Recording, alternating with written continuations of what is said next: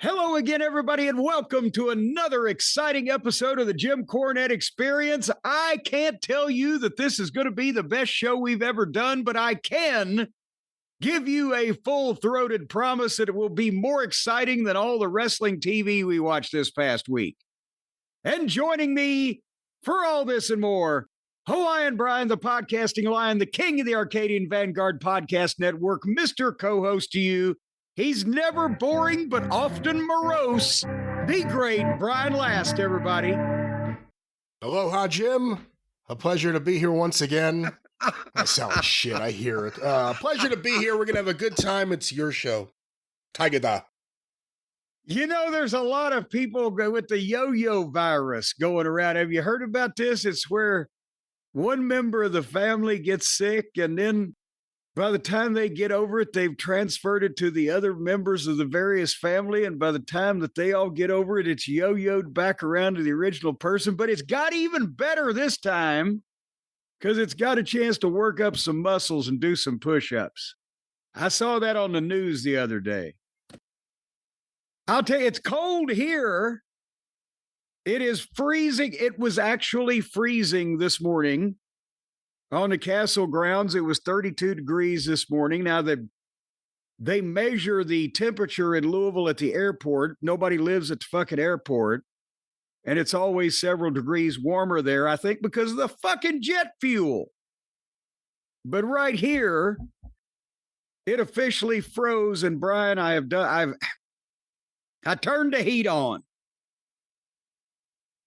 I always feel like in the wintertime, when you first have to do that, it's like admitting defeat. It's like, all right. And it's not only, it's wasting propane, but also it's admitting defeat. So I turned the heat on lightly. Defeat to who? Defeat to the fucking forces of Mother Nature, where you've turned the goddamn heat on. You've had to resort to this. You don't feel that way? I mean, I try to not turn it on until I absolutely have to. Usually it starts with some cold nights, and I have to turn it on. I don't see it as me fighting Mother Nature.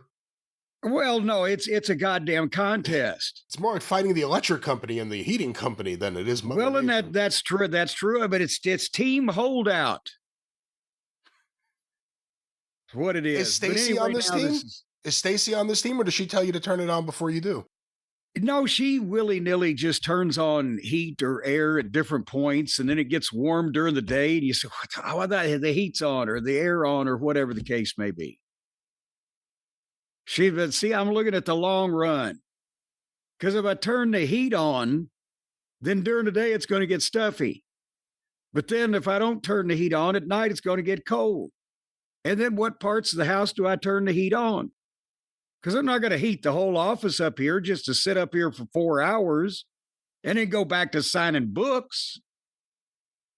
So I've got to make these decisions, and it's complicated. What's the temperature in the office? What's the temperature in the office? This morning it was 62. Yeah, that's way too cold. Well, yes, but then I set the heat on 65, which is sort of a middle ground, and to warm it up a little bit so I couldn't see my breath. But then when the sun has come out and shone through the windows, it's 66 and the heat won't blow. So now the 66 is chillier than it was when it was 64 with the heat on. We went through this last winter. It's a complicated mathematical equation, and also the dew point. Do you realize what the dew point is in my office right now? In your office? No. Well, you should. Then you'd understand what I'm talking about. Well, what is it? I'm not going to tell you now. You don't know. See, well, I can't see the indicator. You have a dew point indicator in your office? As far as you know, I do. Anyway, the point is we're going to try to muddle through here under these horrible atmospheric conditions. And we got a lot of things to talk about. Do you know that as we sit here, not when the people hear this, but as we sit here recording it, today would have been my father's 111th birthday. Oh, wow. And obviously, that's not a life expectancy that you would expect most people. That's why they call it expectancy, expect most people to have, but it would have been his 111th birthday. And boy, howdy, I can't imagine what he would think about anything currently going on in the world today. Yeah, what would he think about the newspaper business right now? Oh, gee, he would think it was a pamphlet advertising the real newspaper. I actually laid my hands on a newspaper the other day when I was standing waiting for the woman at Walgreens to be able to figure out how to open up her station. And it's like the old Memphis programs. It's, the 6 pages with the fucking insert in the middle. There's your newspaper. No wonder people are fucking ignorant to what's happening in the world. But yeah. And the Courier Journal has been bought by the USA Today people also. A number of years ago, all this happened. And it's merged into a conglomerate instead of, as it once was, the independently owned, locally owned, and leading newspaper in the fucking state. It's part of the USA Today chain. Yeah, unfortunately, the business realities have turned the newspaper into kind of what the dream was it would always be. Just all this stuff with no advertising. If you look at a newspaper from, even 15 years ago, 20 years ago, but let alone 50 or 60 years ago, stuffed with advertising. That's why it was so thick. It's all gone. All that advertising money is out the window. Well, and that's actually, for all the people out there saying, we don't care, that's actually the reason why that we have a good percentage of the recorded history of professional wrestling in the 20th century. Yeah. Because not only the newspaper coverage, but every promotion bought an ad in the newspaper. And any wrestling fan that's been on a fan for any length of time or been on social media or seen any of my books, whatever, has seen the wrestling ads, and they listed the card. And my God, there's kids that probably haven't heard about this now that I'm thinking about it, aren't there? Every week. That's how I used to find out what I was doing in Memphis on Monday nights before they actually told me. On Friday nights, after the town, whether it was Tupelo or whatever spot show I was at, in the Memphis territory, when I first got into business, my habitual routine was I would go back to Memphis, and before I did anything else, I would stop at a newspaper box on the corner of, oh God, it was Summer Avenue and something. I can't remember, but there was a little shopping center, and it had a newspaper box, and the late night or the early Saturday morning paper in those days would be delivered in the boxes by like 11 o'clock or midnight or whatever the fuck it was. And there's an ad for the Monday night matches. And you couldn't trust the main event all the time because this was before TV, and they sometimes would false book a main event and then change it based on an angle on TV, but they would have the entire card listed. And I would be able to see what my guys were doing before I got to TV the next morning, and they told me. And then I'd head over to Shoney's, also on Summer Avenue, because they had the all-you-can-eat breakfast bar till 2 a.m. for like $4.99. And they would lose money on bacon by the time I got out of there. But that's what they did in every territory all over the country, was they put ads in the local paper with the the card and the fucking details of where it was and what the time was, bell time, blah, blah, blah.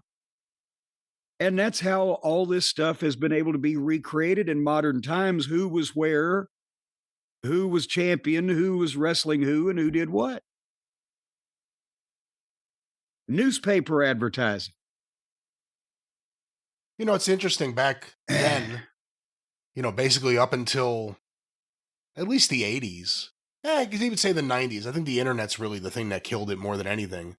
And that's smartphones.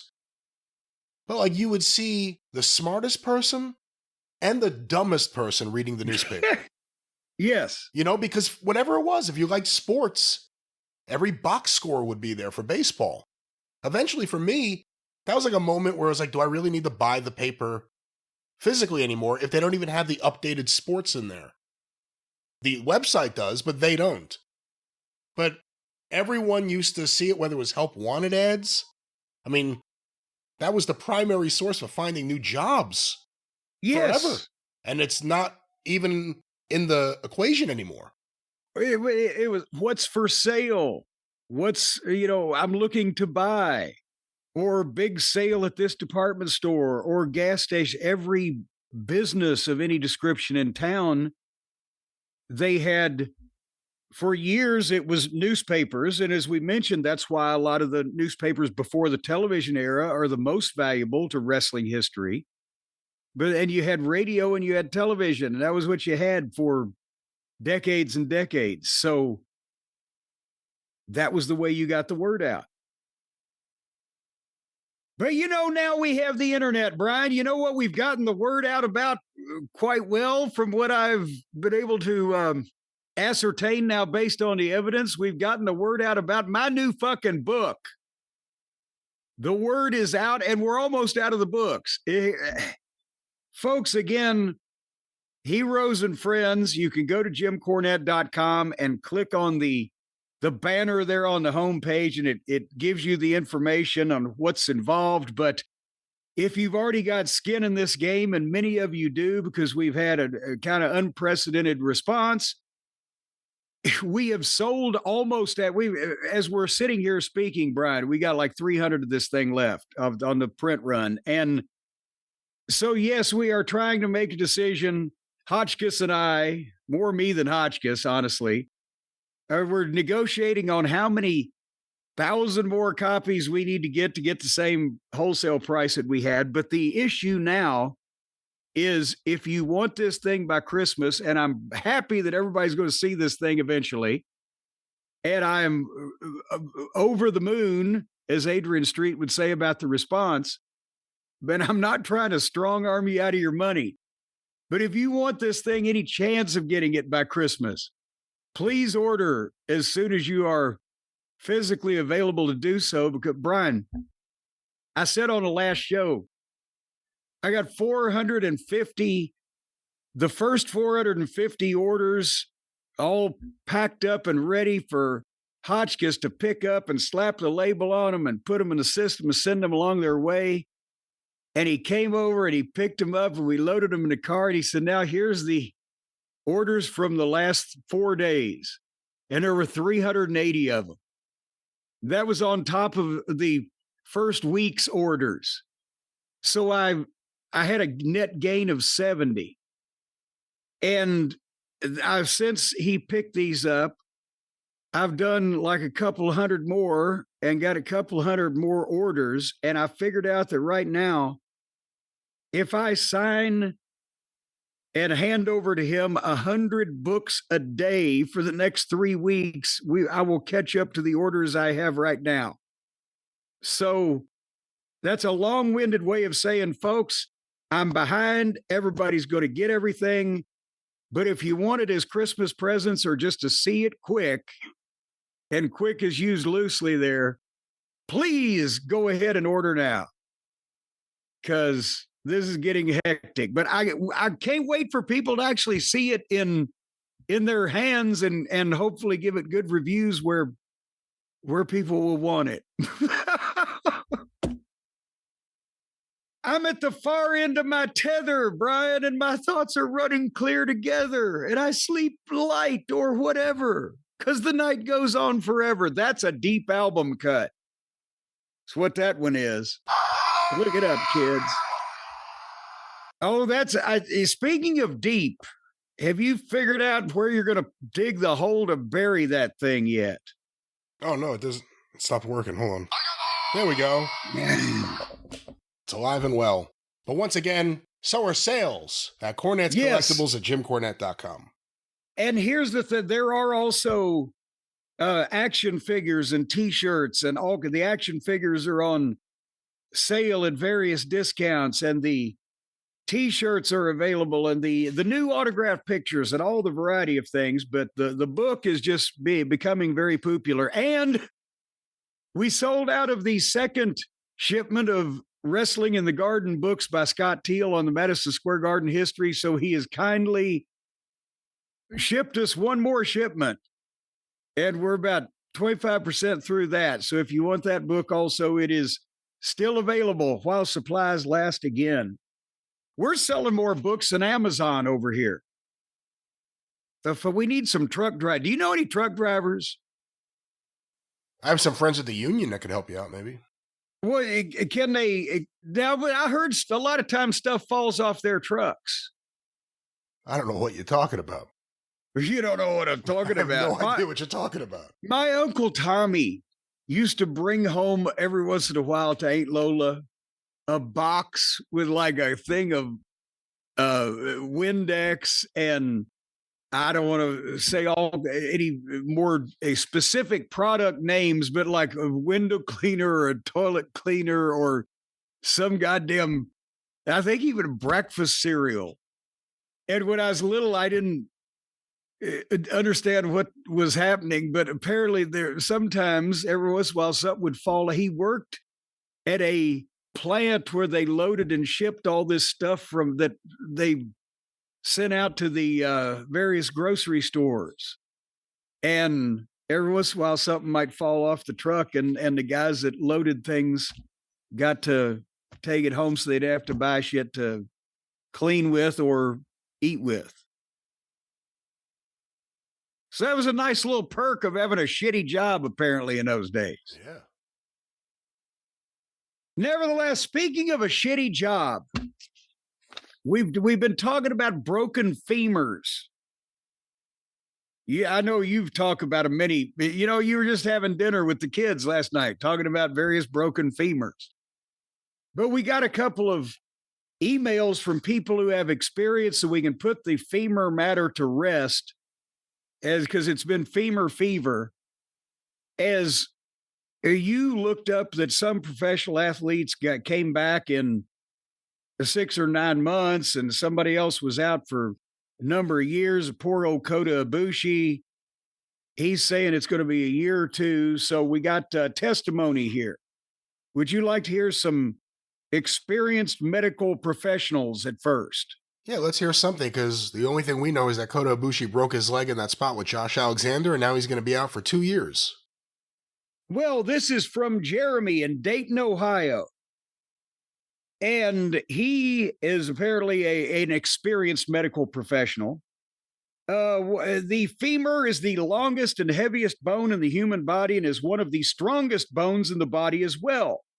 Having worked in the ICU of a level 1 trauma center, I can say that most of the femur fractures I have seen come from motor vehicle collisions where the driver or passenger goes forward, striking the point of the knee into the dashboard at a high rate of speed, or in the elderly who have fallen. Due to its immense strength, fractures of the femur are exceedingly rare, with an average of 10 to 21 per 100,000 people per year. So this is a major fuck up that has happened, or that, can happen, but it doesn't happen that often. And it makes sense that when Ibushi was falling, he was like doing a splash to the floor and the rail was under his face. So when he caught the rail with his hands to protect his face, it spun his legs around and his knees landed on the goddamn concrete. So that explains that. Or it gives you a real opportunity when he comes back to do something special that's never been done before. A sympathetic babyface who is the man with brittle bones. The babyface you always have to worry about. You always have to hope someone will protect him. But he somehow overcomes the odds and wins the match before he gets injured again. Never been done. Well, I think they're doing it. I think we may already be into it. And this is just Al from Kenosha, Wisconsin, who is not a doctor and states that his medical knowledge is of the bare minimum that is required by himself. But a couple of years ago, his daughter was involved in a car accident that totaled both vehicles, and she broke her femur in the process. They had to surgically insert a metal rod in her leg to help heal the bone. She didn't get it removed until a year later, and the doctor told her it would be 9 to 12 months to fully recover after that. She doesn't have the incredible and legendary DNA that Ibushi has, but it took her about a year to feel mostly comfortable. And now, cold weather bothers her, but it did take about a full 2 years to be able to operate her injured leg without constant pain. So with Ibushi's history of detachable legs and their connected bones falling apart, I'm not sure he'll even be close to the less than stellar ability he's had the last 5 years compared to his younger days. So, Jesus Christ. What do they all got to perch on the top rope for? It's amazing that there really haven't been more broken femurs in wrestling, like especially in the past when you had older guys still wrestling and just from a bump, just as they got older. You never heard about this until Ibushi. Well, because the older guys were falling from much lower places, sometimes even crumpling a la Ox Baker to the ground because they realized what the fuck might happen. Do you think the rings are too soft? I don't know if this is related to it. Because Ibushi fell to the floor. Just, do you think that the fact that the rings are so soft encourages people to do things that they wouldn't have done in the past on those harder rings? Well, no, the rings in AEW or most indies that I see on television are no more bump worthy than the good rings of the territories were, except they got better padding. But I mean, as far as the give, that's fine. Vince is the one that had the concrete bullshit through the 80s and well into the late 90s. But it's not about the ring that they're bumping on now is not appreciably different in terms of give and how it's going to affect the overall impact of the bump than a real good territory ring was in the 80s or the Smoky Mountain ring was in the 90s. It just, they have cleaner canvases and better padding. And I'm not going to say that the turnbuckles aren't sometimes protected better or whatever, but the point is, when you get scoop slammed and you land, there's no appreciable difference between a good ring now and a good ring 30, 40 years ago. So it's not like somebody just said, oh God, now I can fly like the wind. It feels like I'm floating and landing in a cloud. A lot of them are in better shape and they have to be because they're taking more of these fucking bumps. But also a lot of them are smaller. And they have to be because they're taking more of these fucking bumps. Well, get well soon, Coda.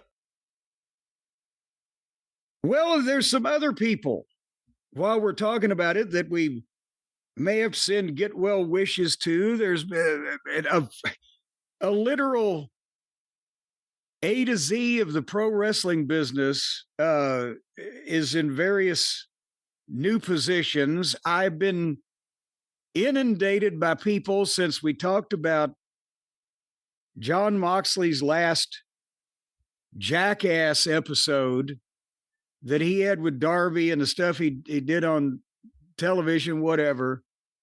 And I talked about his admiration for the bank addicted drug robber Nick Gage. Now, a bunch of people have said they just his former, I guess, former friend, current friend, but they don't work together anymore. The guy that runs Garbage Championship Wrestling, the GCW fellow, apparently said, just because everybody's asking me, no, Nick Gage is not going to appear at any shows upcoming because he's in rehab, has been for a while, expects to be there indefinitely. But at the same time, are you just supposed to tell people when your friends are in rehab, but when it's news to them? Are you just supposed to blurt it out in public? And secondly, he hadn't apparently, I guess he'd been on the outs with the guy anyway, because he hadn't worked for him for a while in the middle of being in or out of rehab, because he was in rehab last year too. But we need to acknowledge that. Everybody said, well, at least he's trying to turn his life around. Good for him. It would be funny if he came out of rehab and denounced garbage wrestling. You know, I realize now the error of my ways. I like to reinvent myself. But, good for him, though. Getting better. And who knows if he gave permission for the promoter to make the public announcement or not. But that's, but also, and I'm not going to tear the guy down. And here's the thing. If he wants to get better and not be in a wrestling business, more power to him from me too. My only problem was that he was in a wrestling business and it was fucking an embarrassment. And I don't truthfully know whether any type of substance abuse had anything to do with what he was doing. But what he was doing, whether he was on caffeine or fucking anything, was still embarrassing to the wrestling business. But it's not all his fault when you look at it, because you got a guy that obviously either has issues or, as we've said, and this is not a revelation, doesn't come off to be that bright to begin with. Why is there somebody that says, okay, I'll pay you to come over here and use can openers on people or whatever the fuck is going on, and fall through furniture and bleed in barbed wire and do whatever the fuck it is these people do? What? At some point, there's athletic commissions all over the place. And I know these types try to skirt the athletic commissions, but is this even athletic anymore? Or is this some kind of goddamn, audience participation Rocky Horror Picture Show gone wrong with injuries that some just city statute needs to regulate, whether it's wrestling or, roller derby with goddamn razor blades on your fucking elbow pads or whatever? Can this even be relegated to an athletic commission anymore, Brian, is my question. Maybe a circus commission that does all the things that aren't athletic endeavors, that are just involving shows in front of people. I really don't know. I mean, this isn't a new discussion. Going back to everything Ian Rotten did that got in trouble with the Kentucky State Athletic Commission. I mean, that's 25 years ago? Maybe even a little more. Somewhere in that range. It's not a new thing. That company that Nick Gage worked for travels around, does a show here, a show there, a lot of shows in Jersey. That's the easiest way to stay ahead of the authorities. I'm always surprised there's any audience for that stuff, but I don't think it's a relatively big. I mean, the audience for this show, for us talking about it, is bigger than the audience interested in it. Well, yeah, but it's a subculture, but the problem is it gets lumped in with pro wrestling, and you see the mugshot from when he robbed the bank. Pro wrestler robs bank. Or, pro wrestlers in rehab again. And by the way, I'd be more inclined to support his efforts if this apparently wasn't the first, or not the first, but wasn't a number of times. It wasn't the first time he's been in rehab. That's happened before. And wouldn't you think, after you went to prison for robbing a bank 10 years ago or whatever, it might have been ring-a-ling on the alarm clock. But nevertheless, that's what pro wrestling gets the stigma of this guy when you see him coming out with the no teeth and the screaming and the baseball bats and barbed wire and things. And there's obviously something going on with him personally, which came first, CTE, chicken or the egg, I don't know. But that's the whole bunch of these people that think that they're proving something somehow by mutilating themselves and slicing themselves up in these low-level, low-budget indie things to be wrestlers because they can't make it any other way. That's my issue with these people. And the people who allow it to go on and foster that subculture. But we wish him well, don't we, Brian? Yeah. I hope he gets better in rehab. Hopefully it works. And if he wants to come back to wrestling, I'm telling you, come back. Your gimmick is you're a wrestling reformer. You come out, first interview you do, you say, I watched Moxley and Darby, and gosh darn it, they've gone too far. And I've changed my ways. I've thrown away my pizza cutter. And now I want to change wrestling. And then every match when people pull out tables and stuff, he gets rid of all the weapons. Well, he could use a spatula as like a fly swatter, just to smack the back of their hand. A ruler, like a teacher. He gets a ruler, and when someone goes to do something, he smacks them with the ruler. Well, no, but see, I was going from pizza cutter to spatula. See, I'm staying in the food fucking space, as the kids say. I didn't realize that was a part of the thing. You wanted to, it was a weapon. It was more about the weapon space than the food space. Well, but see, it's still the genre of utensil, but it would be lightened up a little bit. So I still like my simile better. Well, fans, just vote in, spatula or ruler. Yes. But anyway, and also we want to send get well wishes, apparently, because I guess now he's in a hospital, Abdullah the Butcher. And a lot of people are going to say, well, fuck, you just cussed Nick Gage all over the place. And Abdullah the Butcher was the wild and the crazy and the bloody guy and whatever, the blah, blah, blah. And at least Abdullah the Butcher drew money, as I said to Ole Anderson one time. But besides that... Where is that money? I want it. It's mine. Wikipedia says it's mine. He's back, ladies and gentlemen. It's Slow Devin. Oh, I'm coming to the hospital. He had his blood replaced, I'll have you know. That's right. But anyway, as far as Abdullah, in Brian, from the time that he started working in was it the mid or even the early 60s, maybe, in his first matches, in the 50 years of his active career, he got the reputation, obviously, for the blood and the gore. And it worked because, A, nobody else was doing it or allowed to do it except the Sheik. And the only time the Sheik and Abdullah ever got together was in Sheik's territory when he would bring in his doppelganger, or in Japan where they were like, oh, it'll be crazy. The tag team with the worst work rate of all time. The Sheik and Abdullah the Butcher in all Japan. It was the freak show thing, and it worked for a while.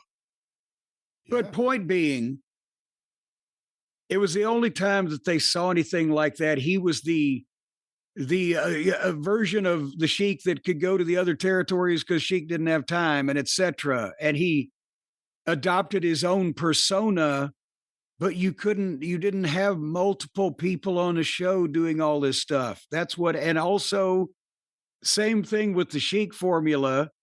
If he was going to be a crazy guy and it was wild blood, He was in and out in 6 or 7 minutes. But Abby could work too. And when it was called for, especially when he was with somebody that it either deserved it or might just expect it, and he, Andre, whatever, he could take bumps, he could get slammed, he could get monkey flipped. And when he was motivated, he was there. But he looked the part.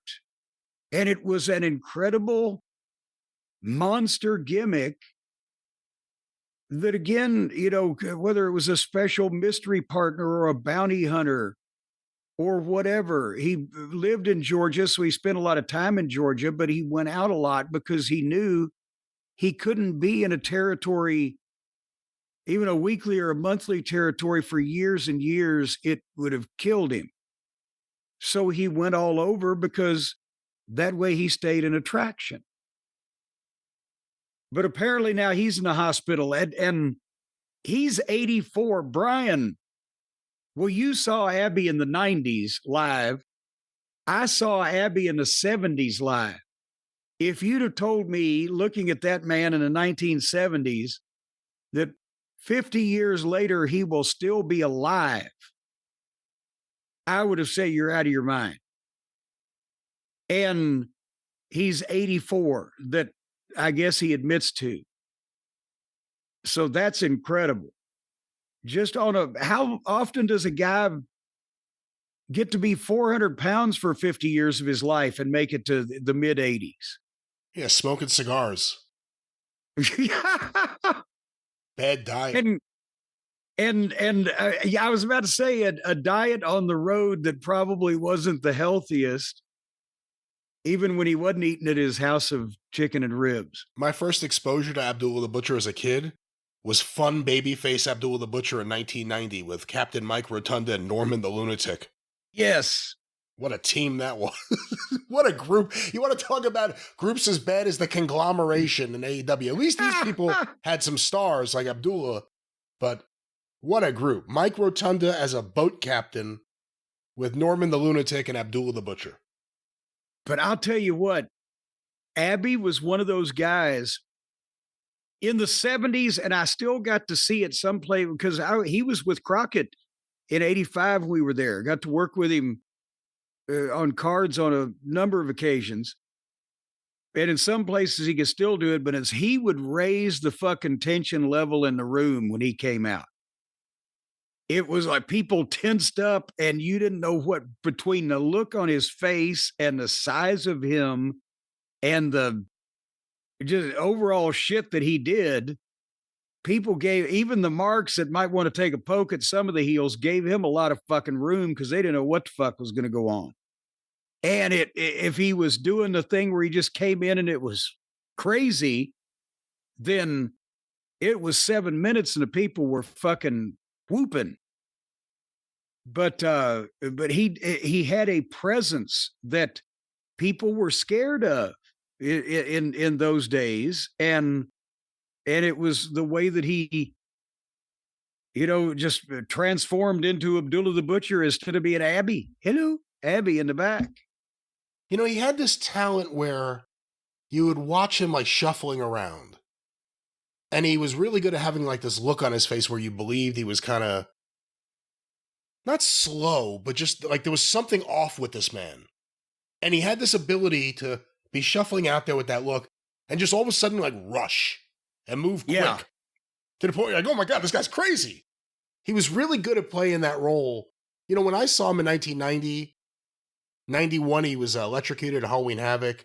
Oh God, I know. I hated that. But I never really thought about it, but I never could have guessed his age. Because he always looked younger than he was if you were just exposed to him.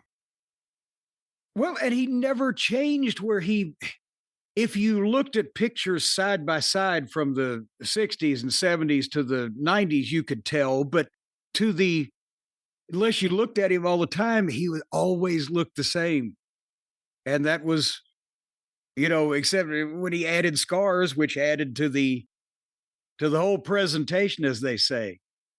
And that, again, the elbow drop, the meat cleaver, that was the most believable fucking finish move in wrestling. Because especially as he got even heavier, when not only it would be the elbow, but one of those mud flaps that would come down home. But he didn't hurt anybody. He could move. He was the guy, correct me if I'm wrong, that the Georgia office used to get Tommy Rich over. Tommy Rich came in and Abdullah beat him and bloodied him up, and a young Tommy Rich bleeding, that was what his that was his business for several years after that. And then he said, I need another shot, I could beat him. And I think they did it again. He got beat up and bloodied. Yeah. I need another shot, I could beat him. And finally he beat him. And that led to Tommy Rich being one of the biggest babyface stars ever in Georgia. Ever in the business. At that point in time where the Superstation was just starting to take off, Tommy Rich was the babyface in the business. Remember, Terry Funk told the story. He knew Cable was going to kill all the territories when they were at a West Texas town, had some of the guys from Atlanta, including Tommy Rich. He got out of the car, Terry and Tommy Rich and one of the other top baby faces in Texas, and the people ran to Tommy Rich in like Amarillo. And he was, oh, shit. But that was it. And it was Tommy Rich learned how to babyface. He was from Tennessee. He got in the business because his parents knew Jerry Jarrett, and he debuted right after he graduated high school. I saw like his maybe fourth or fifth fucking match, I think. And he learned from Tojo Yamamoto. He learned from Jerry Jarrett. He had an early program with Lawler for the Southern title when he'd been working like maybe a year.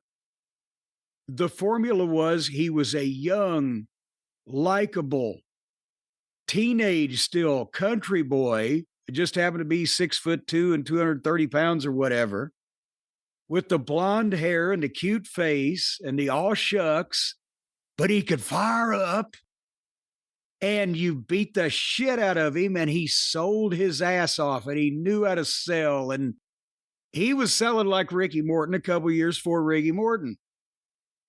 And Ricky Morton took it to the next level. But Tommy, he would bleed and he'd sell and he looked like he was crying, and and then he would somehow on the verge of death, he would come out with a Fez press and win the fucking thing. People go insane. And they did similar things with him in Tennessee getting started where they just beat on him, but he wouldn't quit and he kept coming back. And then they transferred that to the Ultimate with Abdullah, this giant guy that comes out and eats raw fucking chicken or whatever on the air, suddenly savaging this. He was only 20 at that point, 20, maybe 21. And it worked. And the women loved Tommy Rich, especially. He's the one that started the young girl revolution in Georgia wrestling. Well, get well, Abdullah. Abdullah, who never started a young girl revolution in any wrestling, but helped to, in effect. Have you heard what one of our old favorites now, Brian, is doing for a living? And bravo to him. I'm going to applaud him for real, actually, instead of sarcastically. But Marko Stunt is selling cars now. Did you hear about this? I couldn't avoid this because a ton of listeners, when they saw there was a video of like him announcing that he's selling cars and doing his new gig, people just sent it to us nonstop, and I think they sent it thinking, make fun of this. I felt happy for him. Yes. Look, he looks clean. He looks like he has a good job, maybe a future. Good for him. He's not breaking his leg, and also everybody prospers. He's got a job where he's not going to break his bones, and we don't have to watch him wrestle. But yeah, the video, he even talks about, I used to be a wrestler and get thrown around, but now I'm throwing around great deals. I mean, bravo again. Here's the thing. It was embarrassing to wrestling that it was made phony and silly by having this small fellow working competitively and doing all the tricks and all the bullshit with the real legitimate wrestlers. I didn't say he couldn't be a car salesman. I have no goddamn beef with car salesmen of all shapes and sizes. It doesn't make my business look phony. So, bravo, Marko. But that's the thing is, again, there were people who encouraged this guy. He had the one major injury that he had was not in AEW. He was at a bar somewhere in California and did a sunset flip. Gonna do some kind of sunset flip power bomb thing or whatever off of a bar, an actual bar in a bar, and overshot and broke his leg on the other side of the thing. Just bam. That was not it. But didn't he have an injury in AEW also? Or do you even care enough to remember? You know, I think so. As you say that, I can't remember. Maybe it was a broken femur. I really don't know. I don't remember. Oh, come on now. You got femur on the brain. You got brain femur. Yeah, I don't know. Remember they got rid of him. He was one of the first guys like that they cut 2 years in or whatever. Well, yeah, but now you don't have to say it like that. They brought him back to wrestle a heel Jack Perry that one time. Well, yes, but you don't have to say they got rid of him. Like they rubbed him out. I don't mean it in a bad way. Buried him out in the desert. The first round, the first group of guys who all of a sudden, around the same period of time, started disappearing from AEW. Jelly, Nutella, Marko Stunt. The crew where even Tony had to realize that he was led down the primrose path. I can't actually employ these people and put them on television. Yes. But point being, where I was going with that, before I took the side turn, people booked him.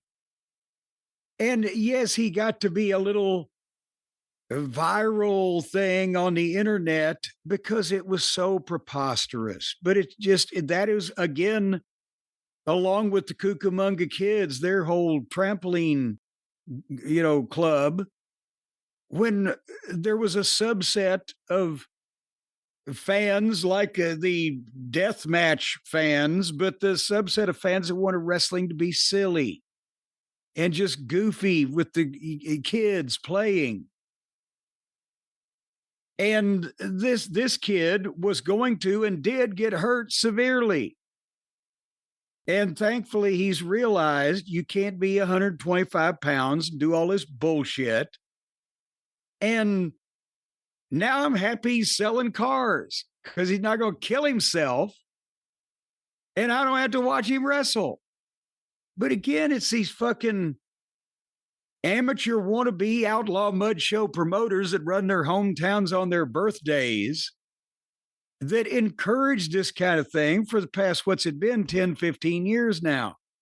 The silliness and the hokiness, because they're the promoting version of the wrestlers in the ring. They want to pretend to be these big time promoters, but they look like idiots and they don't know what they're doing, but they got access to a little money every once in a while.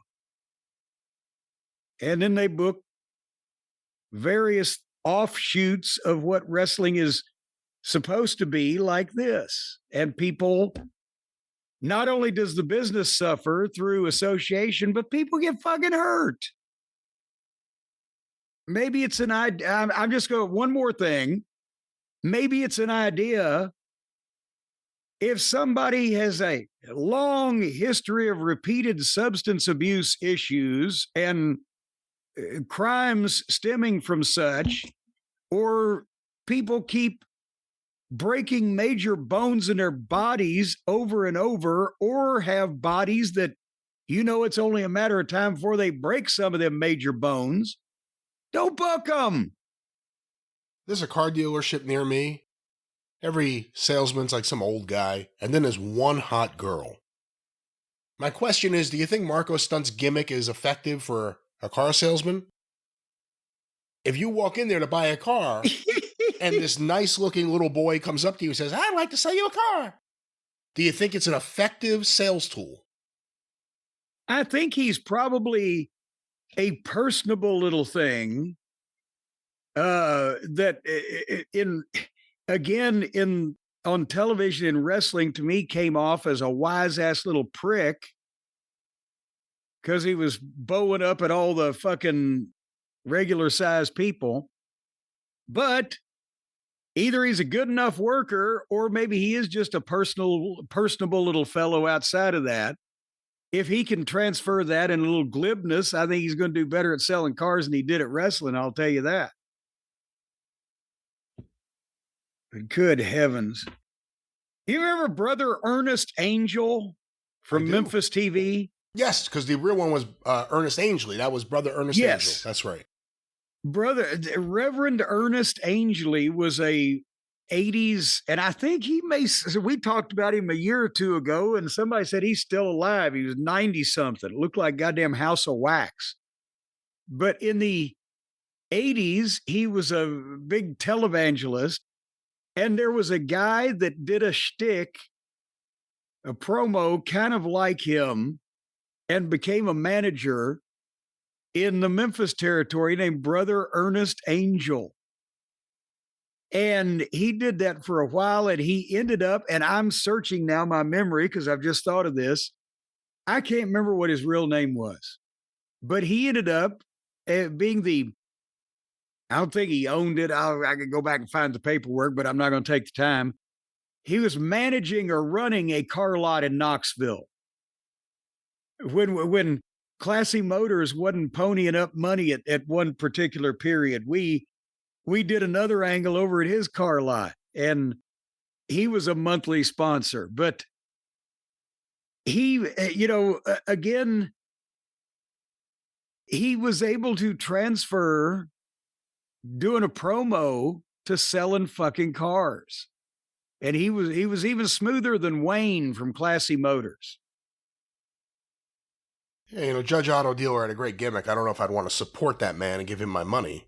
Well, see, you'd much rather give your money to Brother Ernest Angel, who'd give you the sense and the feeling with his pleasant voice that he was going to do something good with that money, those proceeds and those funds. He was doing the televangelist gimmick on Memphis TV before Bruce Pritchard was doing Brother Love. I think he beat him by a year or so, right?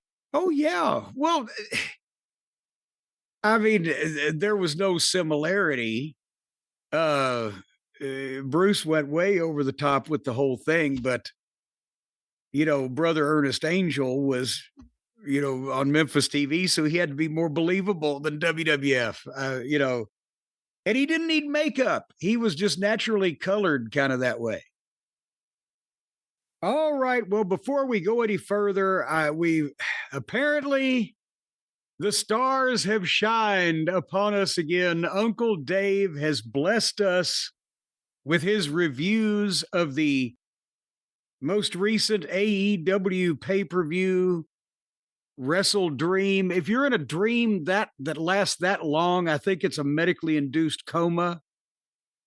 But Dave, as he does every month, has chosen to rate these things. I'm glad he's not the guy reviewing restaurants, or Ptomaine would be as big as the Black Death was in the Middle Ages. Oscar's Greasy Spoon Diner, 5 stars for the clams. But Brian, do you have the latest emission? I do. So you haven't had those 5-star clams? I only see these clams here. I can only talk about the clams in front of me. Well, you better not clam up about them clams, I'll tell you. Well, you're looking awful clammy, though. I'm feeling it too. You have clams in your lap there from Uncle Dave about the AEW pay-per-view, the star ratings, and normally we try to go by what his thinking is by each match, but in this case, I will interject with just random thoughts, but I'm going to save my overall comments for the end of this because I'm starting to sense, I know you'll find this hard to believe, Brian. I'm starting to sense a pattern in some of Uncle Dave's AEW reviews, but go ahead. What does he have to say? Well, Jim, we will first start with the pre-show, which you and I did not see because we watched the pre-show that they gave us, which was a different pre-show than whatever the other one was with the matches. I don't know where that Apparently now the pre-show is on TNT.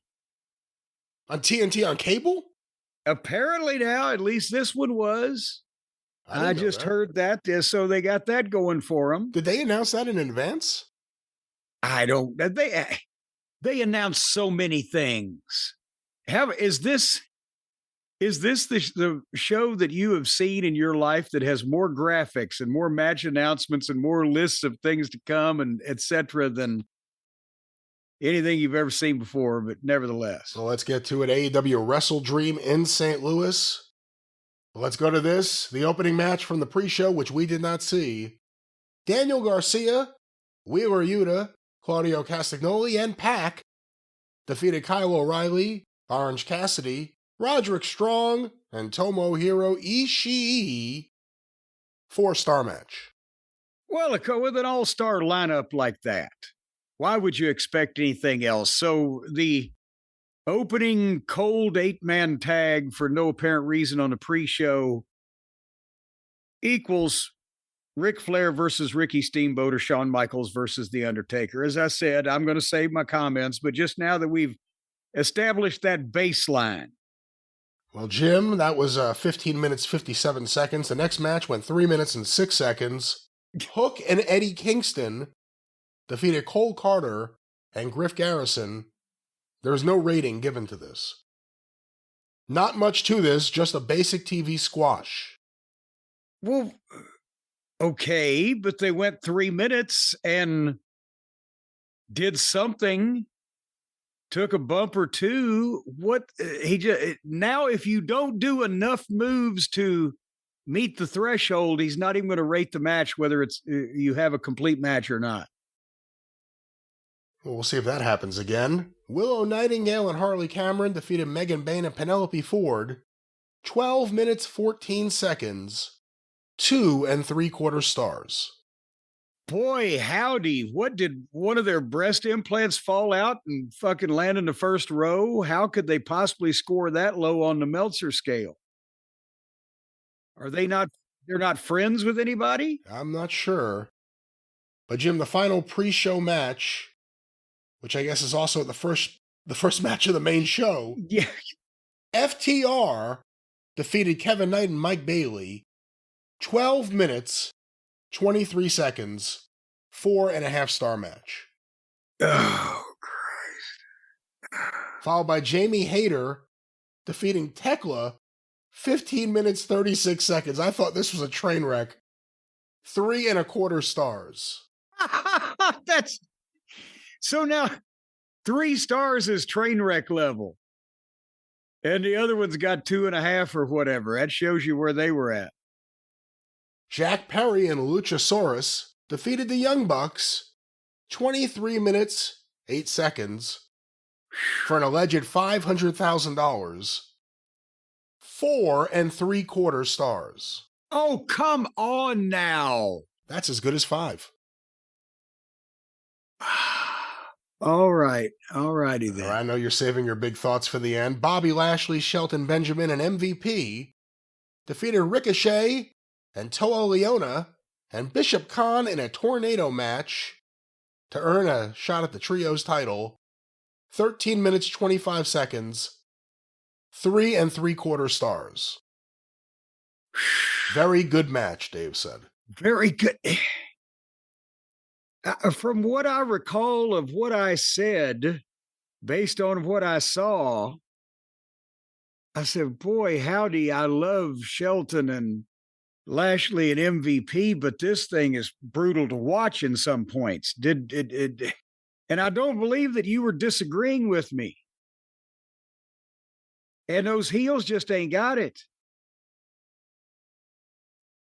As Ernie Ladd would say to Bill Watts, you boy just don't have it. But nevertheless. Well, Jim, Kyle Fletcher defeated Mark Briscoe, 24 minutes, 44 seconds. 4.75 stars. Once again, as good as 5. Just as good. Chris Statlander defeated Tony Storm. 16 minutes, 32 seconds. 4-star match. Oh, come on now. Followed by Mercedes Moné defeating Mina Shirakawa to win the Ring of Honor Interim Women's TV Championship. 3.25 stars. Jim, a match you were anticipating. Bandito and Brody King, collectively known as Brodito, defeated Konosuke Takeshita and Kazuchika Okada. Oh, boy. 27 minutes, 28 seconds, 5-star match. Just an incredible match. Long, never dragged, tremendous storytelling, and tremendous moves, as well as something of a surprise finish, with Bandito pinning Okada, who is almost always protected from losing. So Dave really liked it. All right, go ahead. One more. Two more. Two more. Adam That's Page right. defeated Samoa Joe 19 minutes 1 second, 4.25 stars. And finally, Darby Allin defeated Jon Moxley in an I Quit match, 26 minutes 2 seconds. The only thing I heard say I quit was Amazon Prime during that match. 4.25 stars. Oh, boy. All right, Brian, you are not only old enough to remember, but you've seen back issues of Uncle Dave's writings. And he at one time was a tremendous fan and disciple of Bill Watts's work. Bill Watts is booker. He would hold everything up to the Bill Watts standard, Mid-South Wrestling, however, and he would talk to other old-time promoters, and he would write pieces where he would explain how Sam Muchnick felt this might damage the business, or this great booker would use this type of logic. And it seemed like that he had somewhat of a grasp on right versus left, up versus down, north and south, whatever poles that you care to use.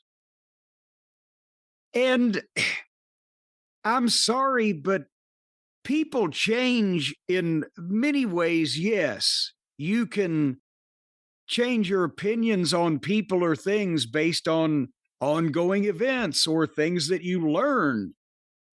But Brian, does what makes sense to you as a human being, what is logical, what is even right from wrong, but just sensible and rational and reasonable, A plus B equals C, does that change no matter how old you get, unless you end up getting dementia? Well, part of Dave's argument is that you always have to learn. You always have to be ready to learn. And I think sometimes he interprets learning as just accept whatever the youngest person around you thinks they should do. Because all of a sudden it became history be damned. What everyone's doing now. I don't know if it's the young people or if it's his friends' people. Because there are people of varying ages involved in this thing. But that's the problem, is that Dave, he has to be so mortified that his friends that he put so much faith in, that he thought were, and you are our friends, whether it be the Cucamonga kids and their gang that petted him and made over him, or Tony Khan that made a big deal out of reading the Observer and learning things, and Dave makes a big deal out of how much he learned. And they got the chance and they weren't up to putting it together, which was the projection, and the projection came true. Tony Khan had the money to be a promoter and the will to do it. And in that effort has been successful because he spent enough money to be able to get some back.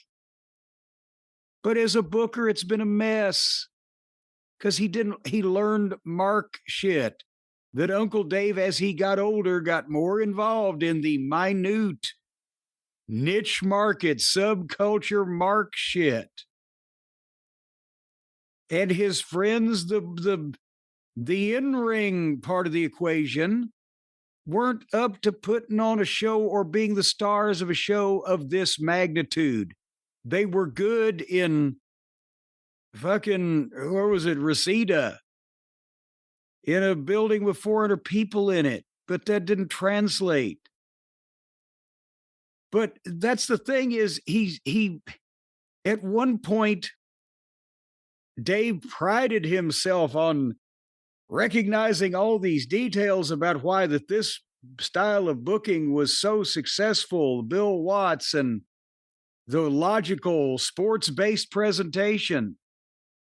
And then for the past however many years since his buddies promised us that, but instead did an SNL-based presentation, he's trying to will into existence the idea that they've produced a good product and have built anything up. And in the process, he can't bring himself to honestly look at these matches. If you count the number of moves they pull off with varying degrees of success, yes, there are multiple star matches. But if you look at the lack of logic in the booking and the loopholes in the psychology of the matches and the bullshit and fake looking execution of some of it at the sake of being able to get to the next big stunt and the over repetition of the next big stunts and the constant furniture and the constant floor and the constant sameness of everything, then if he thinks that I review this stuff harshly, I could only imagine what he would think if he was standing in the locker room listening to Bill Watts critique the fucking roster if it was his roster to critique, which Dave has never had that experience.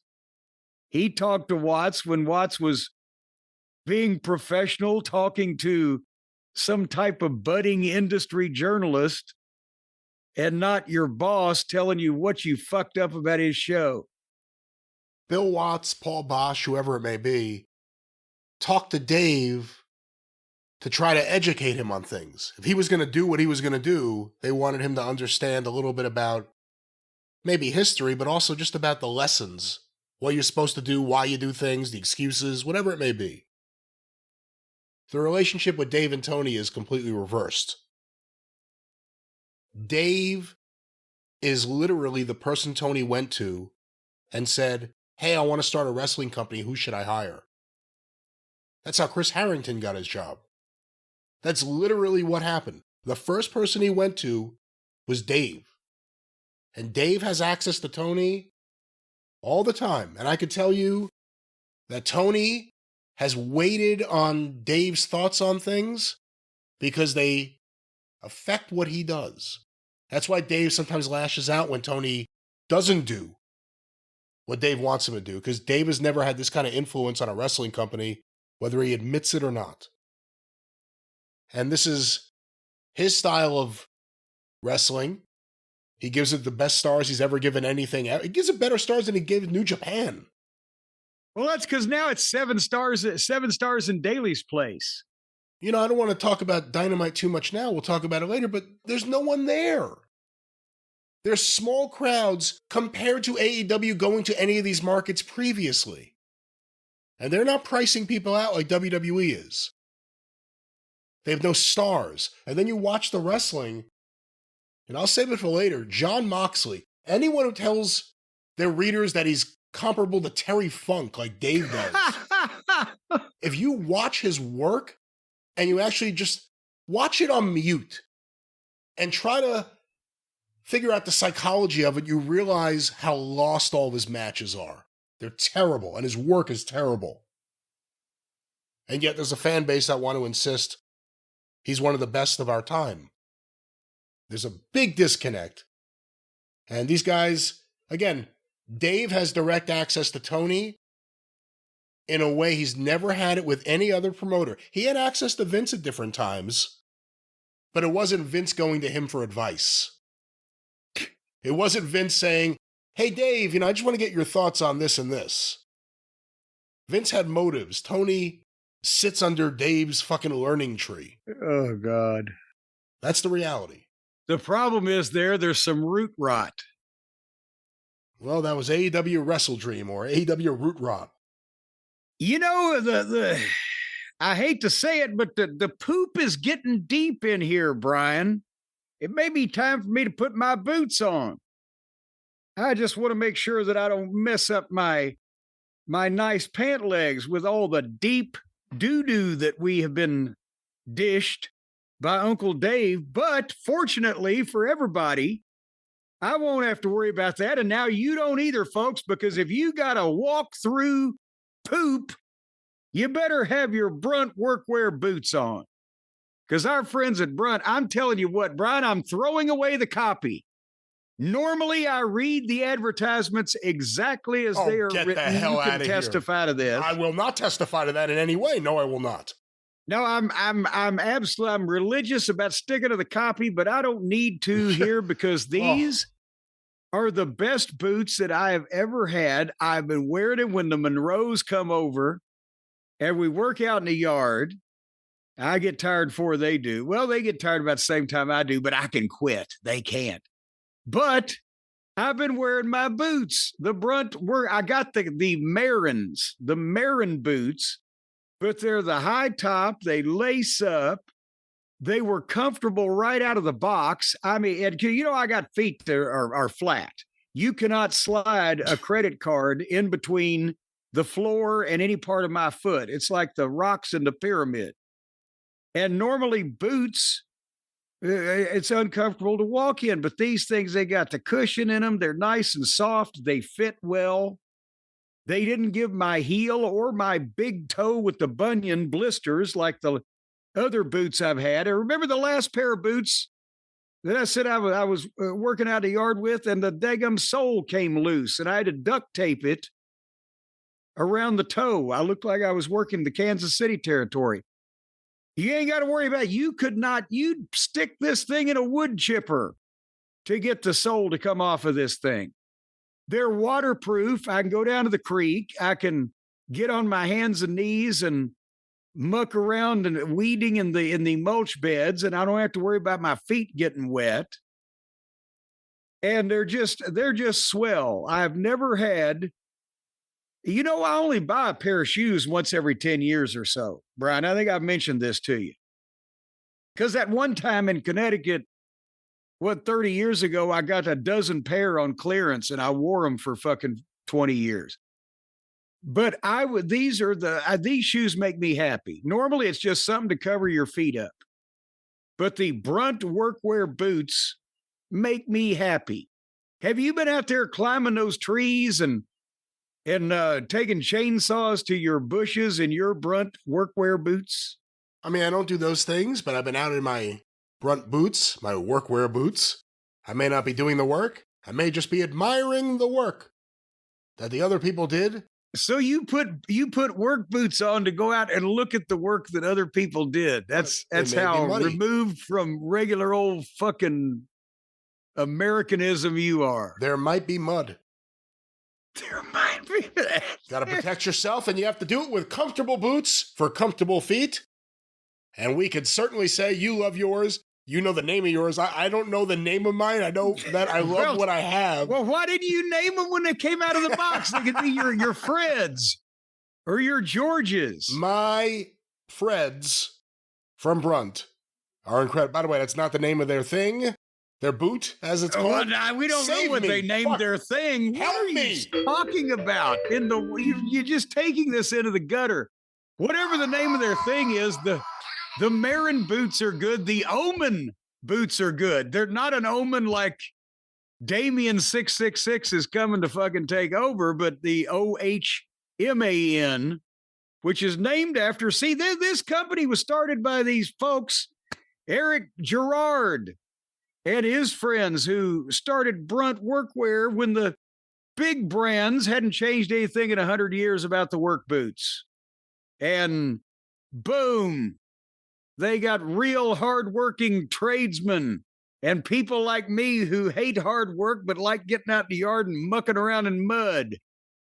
They're the most comfortable work boots that you could ever wear, and you're not going to get your feet hurt because they're just heavy duty and don't throw bricks at your feet now. We tested that out with one of the Monroes. He put one of the boots on and started throwing bricks at his feet. He hurt himself pretty bad. So don't do that. Again, don't do that, I think is the thing. Don't do that. Stress there, yeah. Yes, but folks, once again, Brunt was tired of the workwear brands out there cutting corners. You work too hard to be stuck in uncomfortable boots that don't hold up, so they built something better. Boots that are insanely comfortable and built for any job site. And I'll tell you, you kick a son of a bitch in the head with one of these, he'll know it and remember it for a while. Actually, he may not remember anything for quite some time, if ever, once he comes off the machinery, because you kick a son of a bitch in the head with one of these, it's like Ron Wright loading his boot in the Knoxville Civic Coliseum. Once again, like you may have seen on the news, there's an epidemic of construction workers in certain American cities tapping their toes on the ground behind them 3 times and then kicking a son of a bitch they worked with in the head. Nope. Yeah. Tiger Dog. But right now. No. There we go. Once again, do not kick people. And let's talk about kicking dirt, kicking grass, kicking tall grass. Shit. That's right. If you want to be a shit kicker like me, for a limited time only, our listeners are going to get $10 off at Brunt. When you use the code JCE at checkout, you go to Brunt, B-R-U-N-T. Just imagine it's, well, I can't even Brunt, say that. B-R-N-B-R, I misspelled it now, B-R-U-N-T, Brunt. Yes, it sounds just like other things. Bruntworkwear.com. That's where you go. Take it down! Don't hurt yourself, and you use the code JCE, and you are good to go. And after you order, they're going to ask you where you heard about Brunt, so please tell them it was from us. Don't tell them anything else we said. Just tell them we told you to go there and get this and do these things, and you're going to get $10 off. Bruntworkwear.com. Use the code JCE. Yeah, seriously, these are sick. Get them. Promo code JC. Well, no, they're not sick. Well, they have no germs. They're not carrying anything. I mean sick in the cool way. I mean sick in the street way. Well, I don't want to use the word sick because then everybody says these boots are not going to put anybody in their basement. I think my favorite line ever from Seinfeld, because it's like a character is only in a couple of episodes, is when they're fighting over the parking spot. And I think the guy's name was Mike. Jerry found out that Mike said he was a phony. And he confronts him on it. He goes, "You called me a phony?" And he goes, "No, I meant it in a good way." And he said, "Give me an example." And the guy goes, "Man, that Michael Jordan, he's so phony." It's my favorite line. But that's right. I don't know how we got here, but Brunt. Yes, Brunt. Well, do you want to bear the brunt of the description of this past week's Raw program? Because certain things happened that affect the ongoing future of the WWE, shaking the literal foundations of the company, possibly forever. Yeah. I said some sarcasm. What's your problem with Raw? Well, you know what? Did you notice now? I went back and watched the replay. I found out that if you wait long enough, not only are there no commercials in the replay of Raw on Netflix, but also when you try to fast forward, a box pops up that shows you what you're missing or not missing, so you can decide whether to miss or not miss that, which is not available if you try to go back within a certain amount the first day, or I don't know what the time cutoff is. Does this happen to you? I tend to watch it live when possible. Well, fuck. I would never do that type of thing. But nevertheless, apparently without commercials, it was only an hour and 50 minutes long. This past week, October 20th, I believe was the date. And how long? An hour 50? hour 50 or something, 50 something. Apparently, if you take it, as they say. apparently, if you take out the matches, it's an hour 45. Well, that's the thing is they didn't really pack a lot more into a shorter period of time. They just did less of the stuff they normally do. However, we are in this new era where it's the where did all the stars go era. They're pushing the bronze, Breaker and Reed, and I appreciate that because they are new, legitimate top talent that needs to be utilized in this fashion. So I'm fine, but again, in between these things, you got to sit through some other things, and they had one match that I want to talk about. So, nevertheless, point is they start the program with Adam Pearce. He's starting to speak when on the screen, it takes forever for an SUV to pull up and Braun Breaker and Bronson Reed and Paul Heyman to get out. And they just walk to the ring. And they show them walking to the ring. And they're going to stretch everything out as long as they can get out of everything. But Pearce really reads them out. He tells them Seth Rollins is hurt. And he kind of skips. At first, he says, well, he was banged up anyway, but now he's really hurt. And then because of what you guys did, what you two did, we're stripping Seth of the World Heavyweight Championship. We're going to crown a new champion in Salt Lake City at Saturday night's main event. CM Punk won the right to be the challenger and said now since the title is open, it's going to be Punk against the winner of a battle royal for the other slot. And that battle royal is tonight. And that got a big pop because they got booed when he mentioned Salt Lake City, which to be fair is unpopular almost in all social circles. Salt Lake City. For that matter, the whole state of Utah is not exactly invited to most people's dinner parties. But I guess they got to do what they got to do. But before we go anywhere else with this interview, Brian, were you jazzed up to hear about a battle royal to determine a contender for the other contender to fight for the vacant title? I know they do it in AEW, 17 times a week, but this is kind of, they do it here too. And it's, what do you think? It's very AWA in my eyes. They gave their world championship to the Battle Royal winner when Larry Zbyszko won it in '89. It just always feels... Battle Royals feel like you should win a prize, not necessarily a match. And boy, did this Saturday night's main event just sneak up on us. This is next week. Is it? November 1st. Well, son of a bitch. Well, I was about to ask you when it was, but you told me. So now I know. God dang. God dang. So what do you think of this in terms of this is the first follow-up to them turning on Rollins? Did you think this is an effective way to start the episode? Well, they started this way and then going all through, and we'll talk about the whole story all the way through and then hit another high point. But at this point, Pearce was telling Braun Breaker, and now that's not your property because he's carrying the belt. You got to hand the belt over. And they didn't, what if I don't? And Paul conferred with Braun, and Braun's like, show me some respect.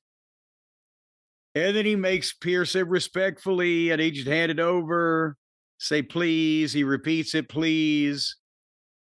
And Braun Breaker gives the belt to Paul, and Paul gives it to Pearce, and Pearce walks off. And then Paul starts cutting the promo.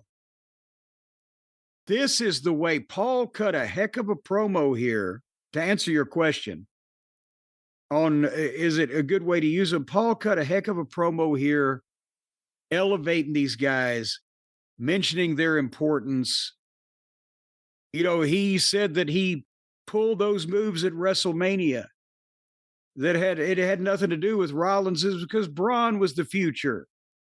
And Bronson Reed is better than Roman Reigns. And he tore Seth down and called him a bum shoulder bitch. And they bleep bitch on Netflix. Weren't we promised we could get to hear fuck and cooties and every other kind of horrible word on Netflix at one point. They definitely made it sound like we don't have to be worried about language anymore. Meanwhile, on AEW, they say shit and all sorts of stuff. Yeah. Tits. But anyway, Paul's promo put Bronson and Braun over big as having what it took to be main eventers. It was a good heel promo. I think it just, again, the only thing is this took like 20 fucking minutes, and anything just takes a while to get done on this program. But with Seth on the sidelines, the old Eddie Graham principle, how do I get somebody over Dusty? Dusty's got to go somewhere. Seth on the sidelines, the attention being put on these two, and then later on, I believe that was the next installment in our story. Yes, Pierce tells Paul that the two Brawns are out of the battle royal. And then Paul has to beg kind of, and grovel like that Pierce did earlier to get the belt. Paul has to grovel to him. Yeah, say please, same line. Yeah, say please. But please. And then Pierce said no and slammed the door on him. If they both couldn't win, they want to go in a different direction. So it was important to not just have these two in the battle royal as two guys that almost made it, but whatever the fuck, right? There's bigger things in store for them. And then Becky came up and got in Paul's face, and Paul did the groveling to her, and again switches gears back to the humana. And Becky told him off at his penguin-looking self or whatever she said to him. But even though Becky's a heel, she's also Seth's husband. So I think somebody asked the question, or we brought it up on one of the shows recently. Yeah, last week. Yeah. What about Becky being a heel since Seth has been turned on? If she's just wrestling other girls, it shouldn't. She shouldn't really show any change, because when Seth comes back, she's going to be a babyface with people anyway, and possibly sooner than that. So it wouldn't be out of the way for her to get involved with somebody that's fucking with these guys just for the sake of it. And in that case, she'd be a big babyface, but she doesn't need to change anything. That's the good part about this. She can still do her programs with the other girls, whatever the fuck. She may end up getting cheered more, but she doesn't need to flip-flops, what I'm saying. Do you think there's anything to be said for the idea of Braun refusing to give up the belt? And they go through everything they have to do to get a new champion, but you have an issue where Braun still has the belt? Well, no, because I don't think they want to press that this quickly. Because they did this in a rush. They weren't going to do whatever they're going to do until Seth got hurt. So let's let it breathe a little bit, because that puts him in a position where sooner or later somebody that is the real champion needs to come after him, and they ain't got it set up yet. It would have to come after him is what I'm trying to say, and they haven't got it set up like that yet. They want to take a little more time with Braun. So he's just over here getting more and more pissed off at the situation. Maybe we can get Becky versus Heyman. Maybe in a sumo match. But no, well, remember, now that might work. Because I was going to say, remember, I had Heyman 35 years ago, and I wouldn't wish that on Becky, much less with the shape he's in today.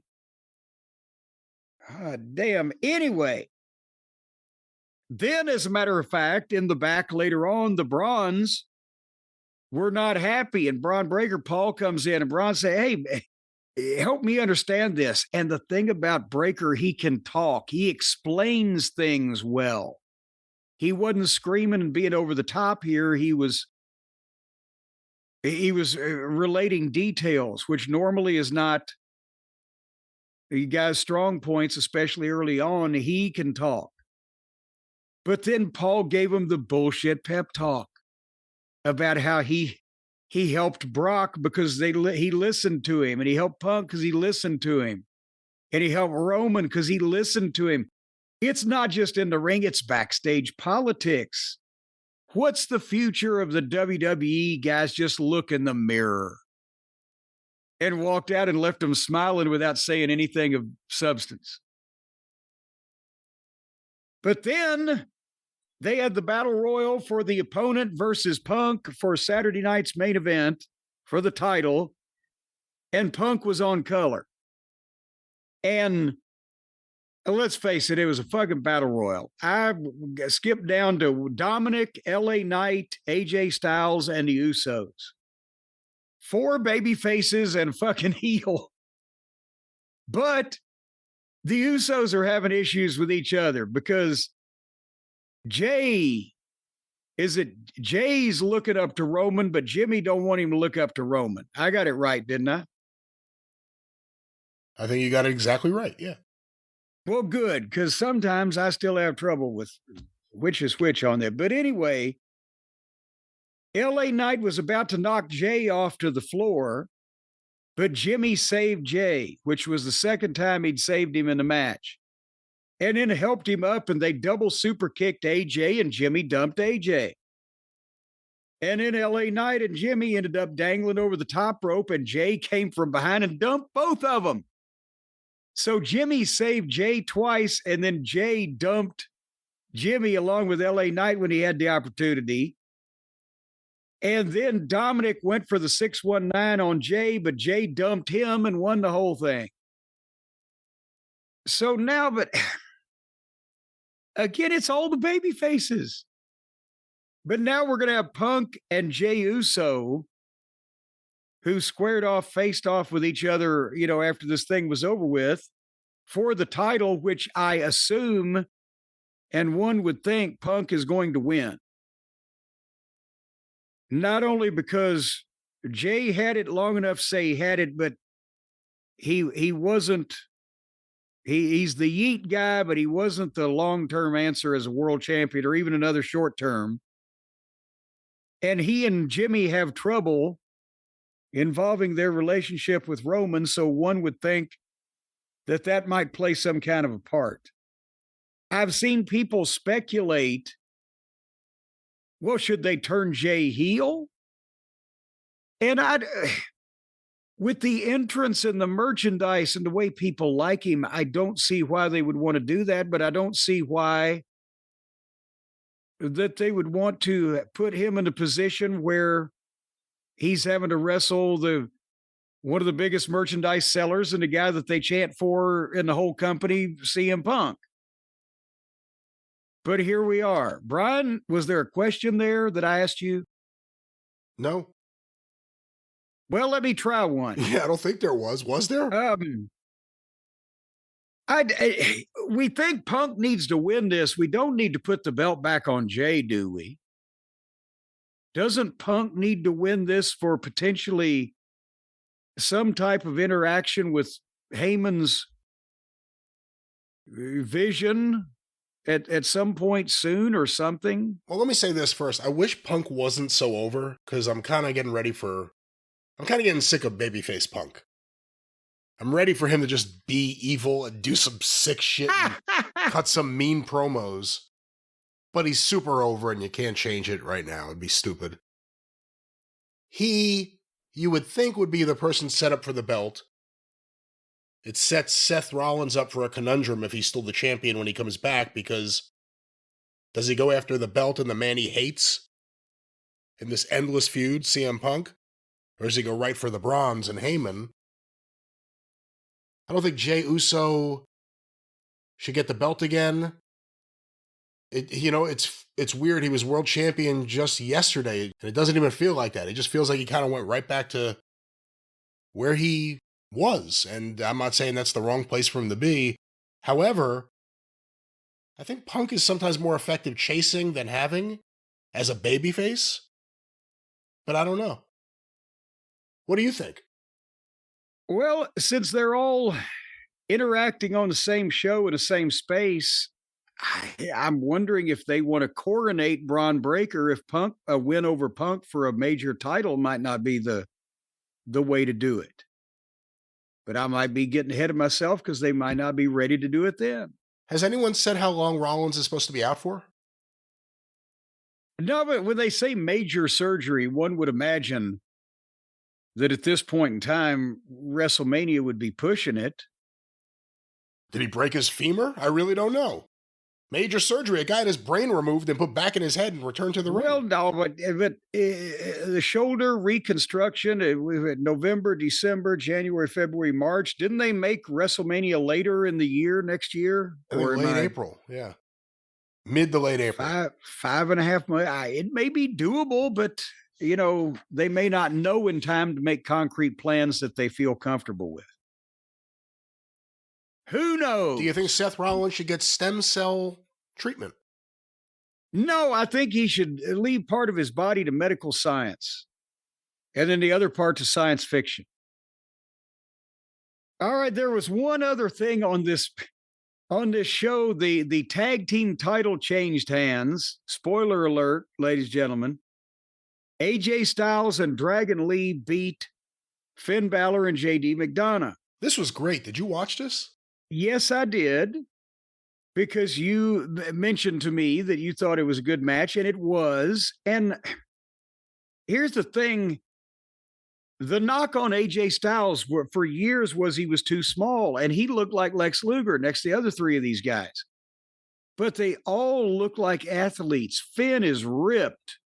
JD's in shape. Dragon Lee, well, he's there. But at the same time, they had a good match, but in this environment, in this universe, no pun intended, in the WWE, this is still a mid-card title, and they're being presented as the athletic guys to go out there and put some time in between the stars doing promos. And I'm wondering, since Tony Khan had an unlimited budget, as we've come to find out, could spend as much money as he wanted to. And if he hadn't taken advice from people as diverse as Uncle Dave and Kenny and the Cucamonga Kids on hiring all their friends and favorites, is this what AEW could have been? Smaller guys that are in shape and trained well, that are athletes, that have good-looking work, that's a faster pace, and more serious matches that make sense, and no indie garbage, no, ridiculous comedy. Is this what these four guys outperformed 90% of the AEW roster when it comes to professionalism, executing the moves with a safety factor where nobody almost gets killed. There's no furniture. They kept it in the ring. Is this, I guess what I'm saying was, if Tony had concentrated on a coherent plan to have a general style of wrestling and offshoots that may complement that general style of younger, faster-paced guys, better athletes doing more shit than the other company, without resorting to the comedy, the silliness, and the garbage, is this what AEW might have been? Were these guys who can't be stars in this environment because of the way that everything else is presented. And yes, I know Finn's been a champion, but I'm saying they can't be, neither one of the four of these guys can right now at this point in time be the top guy or one of the top singles guys in WWE. But they can't be presented that way on this television. Since they're all talented, if they were presented that way on another television, would these guys be able to be top stars in that environment? Is this maybe what AEW could have been if they weren't just all friends with a bunch of indie wannabes? I don't know, because at the end of the day, it also comes down to the management and Tony and the roster he picked, but this is what it probably, in a lot of ways, should have been as an alternative, but WWE adopted a lot of the things that became popular on the indies and which led to AEW. The other thing is, people sometimes jump on you, especially, for pointing out someone smaller. You brought up Marko Stunt earlier. That's an extreme example.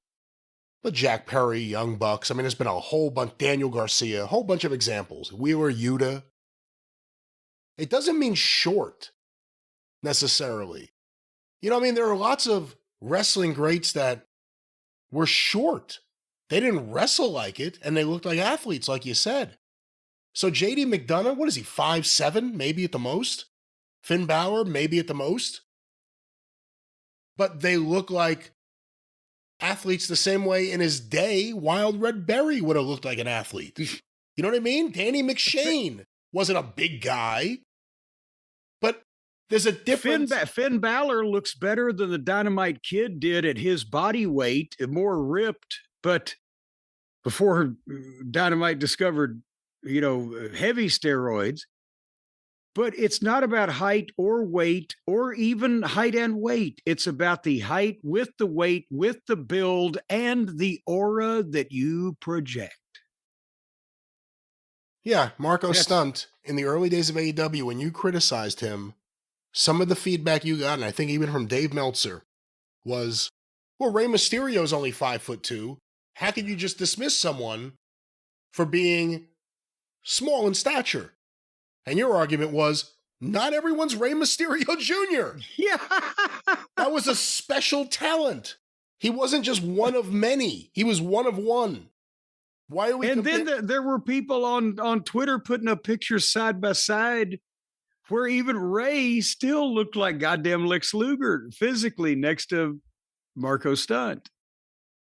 But yeah, I thought this was a really good match. AJ's having a little bit of a moment. With the fans anticipating the winding down of his career, the Cena match, the reaction in Japan that I read about. And here, AJ's kind of having a little bit of a renaissance here at the end. Well, he's a renaissance man. And did you see Dominic? But that was, oh yeah, and Dominic beat Rusev here on this program. Well, did you see he got a neck tattoo now? I didn't actually look close enough to notice that. He's another one of these guys. Well, between his full body outfit and his long hair, and I wasn't looking at his neck. I don't know. What am I, a vampire? Stop doing this. Unless you're going to start a punk band or something. Stop getting tattoos on your fucking necks, guys. Jesus. But they were in Southern California, or is that Northern California? Where is Sacramento? They were in California, so they loved Dominic a lot more than many places. But you didn't. But just one last thing about the tag match. You didn't think it was. What exactly are you saying? You don't think it's all that special? You just thought it was okay? No, I thought that's the thing is it was a great wrestling match, and it was athletic and it was serious, and these guys looked great, and all of the accolades and platitudes that I gave them. But it's still, unfortunately, in this presentation and in this company right now and on this talent roster, they've middle carded the tag team title to where it's not. Now, if AJ Styles and Dragon Lee have a matchup coming in the next, month or whatever the fuck with Braun Breaker and Bronson Reed, and they lose the tag team titles to them, and then they start working against if the Usos are still together or if top baby faces want to team up, then you can elevate it again. But that's what I'm saying. It was a good match. But if you advertised it, and nobody would, necessarily break down the gates to buy tickets to see it because it's not a featured position. But athletic, smaller guys doing a faster paced style, we thought that might be what AEW was going to be before they went all crazy on us with flamethrowers. Well, that was WWE Raw. But they're doing half as much, Brian, in the WWE as they used to in the ring and on TV, but they're charging twice as much for us to see it. Did you hear about the newest study that's apparently WWE ticket prices have like doubled since TKO took over? What, in two years or not even, whatever it's been. And there's no slacking off of demand is the other part of the story. There's some people are just paying it. Isn't there a limit at some point? Right now, no. I mean, we've heard reports from some people, and you don't see it on TV. And I haven't seen too many pictures, but you do hear from some people that say, hey, Raw came back or SmackDown came back to my town. Ticket prices went up. Less people in there than there were last time. Some people even say, hey, you see empty seats. Again, we haven't seen it, and a lot of the ticket counts we do see indicate near capacity.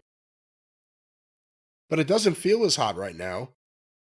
But somehow they have found an audience with endless disposable income. And they are just feasting on that audience right now. And it's amazing. It really is. Feasting on them like vampires. Yeah, because it's not just ticket prices. Once you get there, a t-shirt, how much is a t-shirt now? 40, 50? How much is a t-shirt at a WWE live event? I got to raise my prices at JimCornette.com. Hurry, folks, before I get smart and do that. But by the time you buy WWE merch, and then maybe some concessions, you've dropped a lot of money that night, and a lot of that's going right to WWE. Well, I'm looking at this graph, this chart that we've got here, and this is from Polestar. Apparently, the data was compiled by Polestar. And from 1999 until today, it had some fluctuation in the early 2000s, went back down, came back up in the mid 2000s, whatever, but it stayed between, apparently adjusted for inflation, it stayed between $41 and $67 for almost 25 years. And then the TKO merger closed when it was somewhere around 60, and it's now at 118.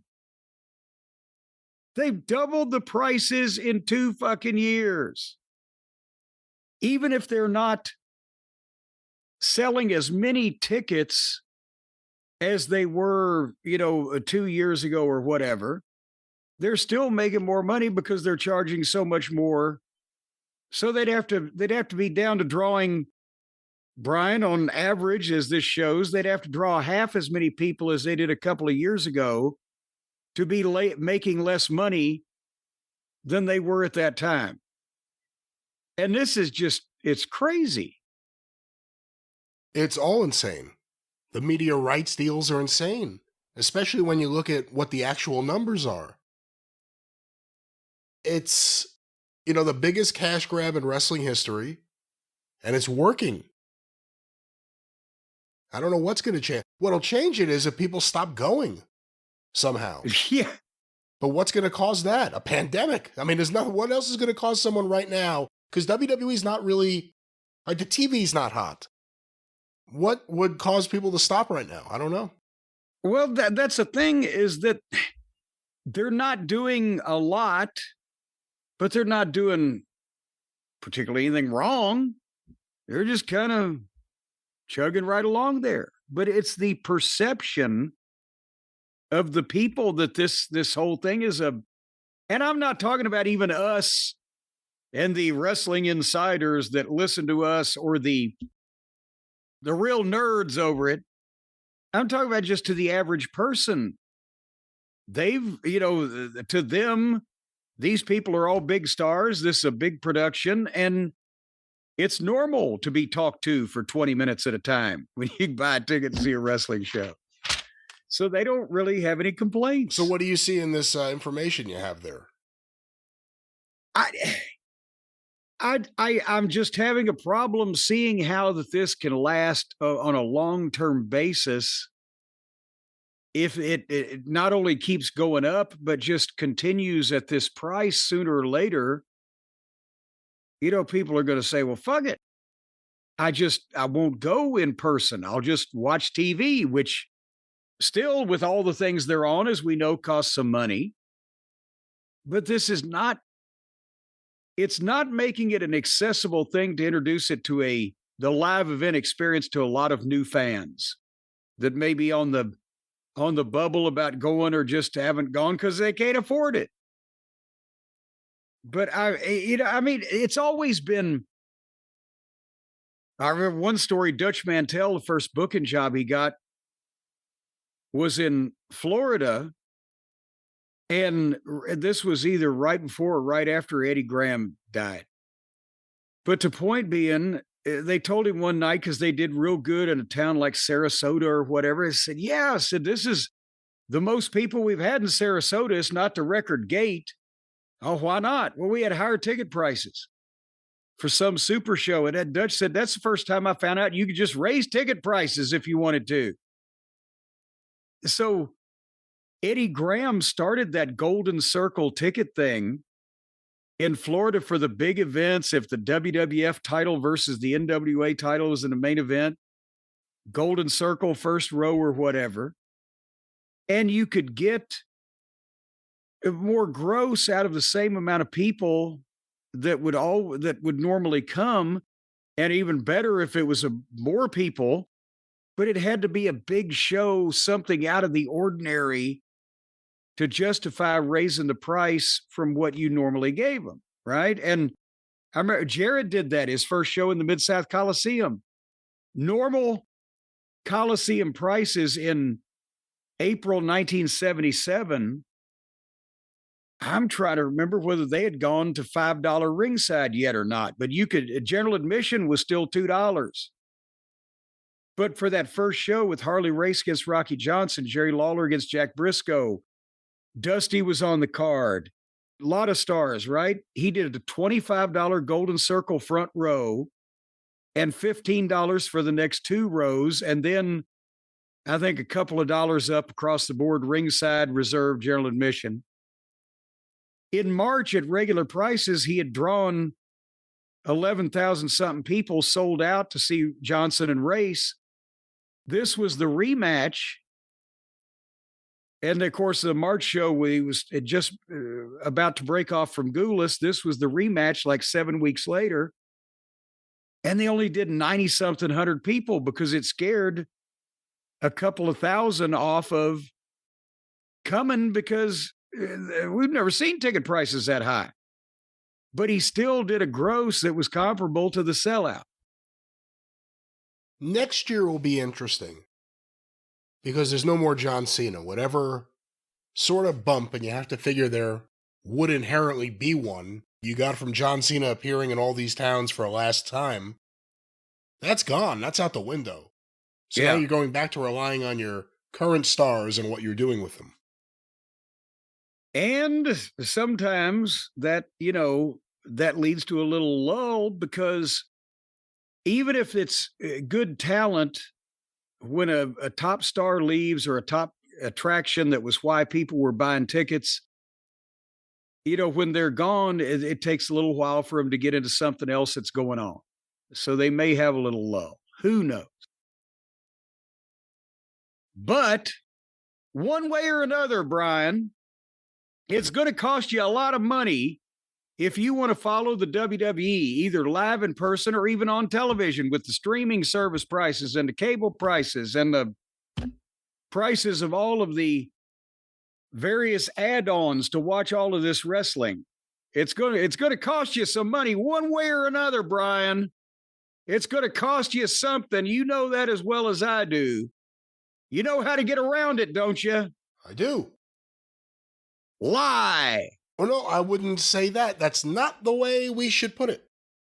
Well, you're lying in search of a common good. You're lying to protect your family.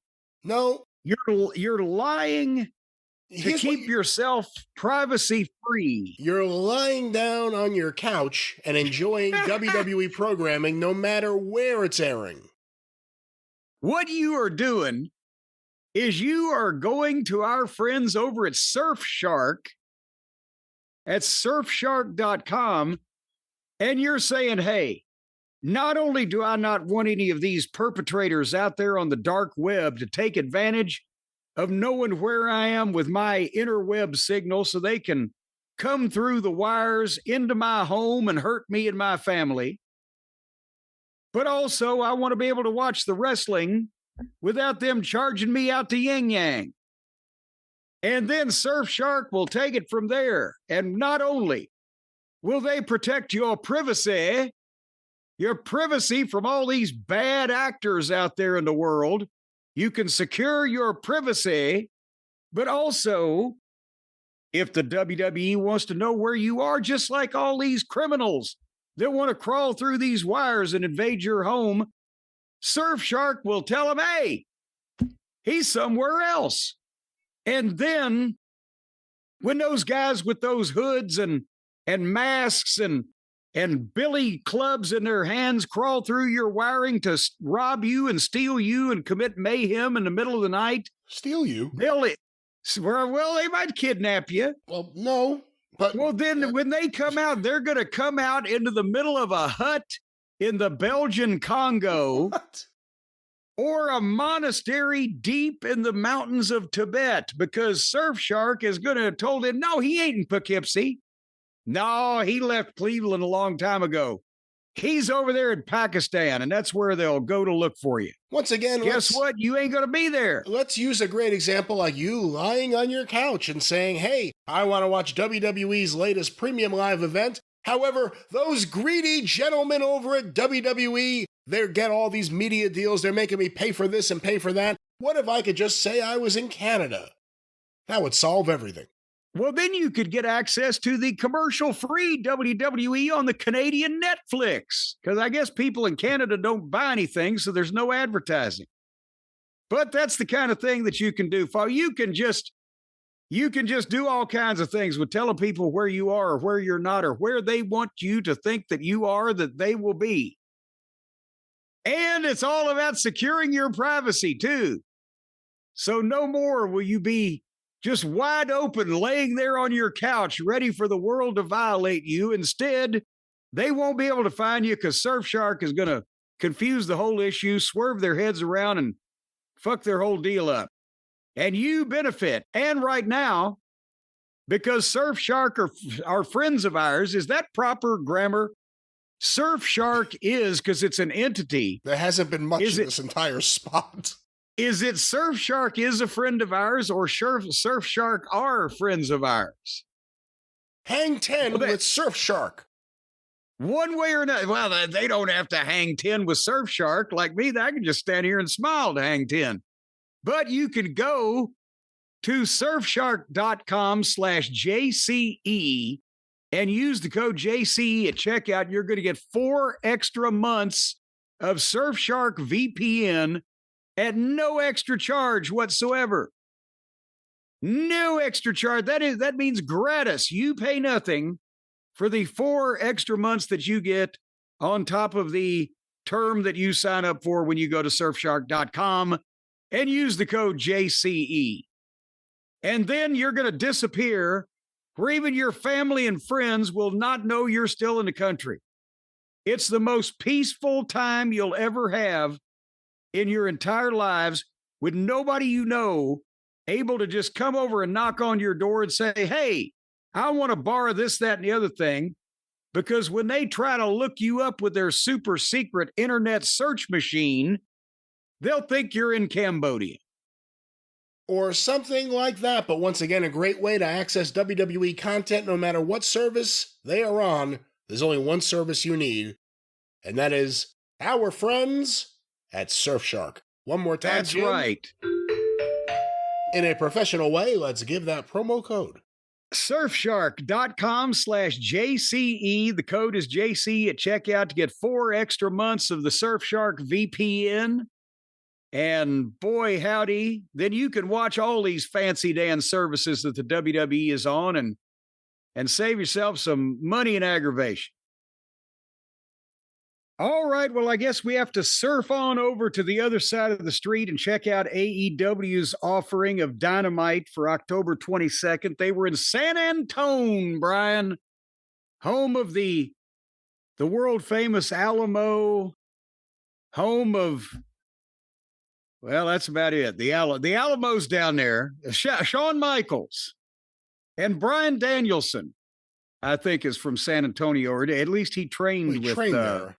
He trained there with, so he has some connection to the town. Have you ever been to the Alamo? I've been to San Antonio. I've never been to the Alamo.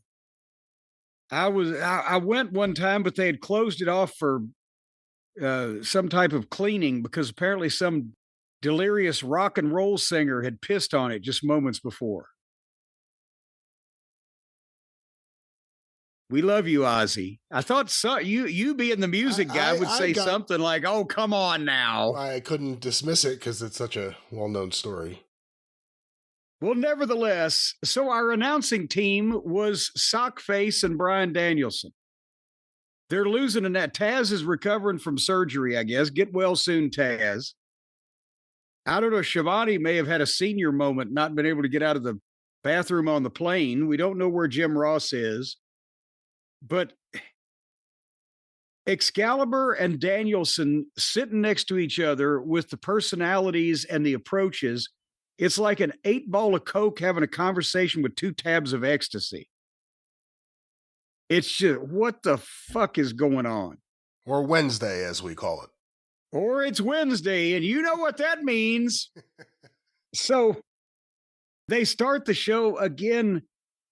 They've just said, now, fuck it, we're not even going to bother getting into action like they used to start the show when they had competition with the match already started. Now they open up, the announcers talk, they do graphics and match billboards forever. They do a package on the pay-per-view.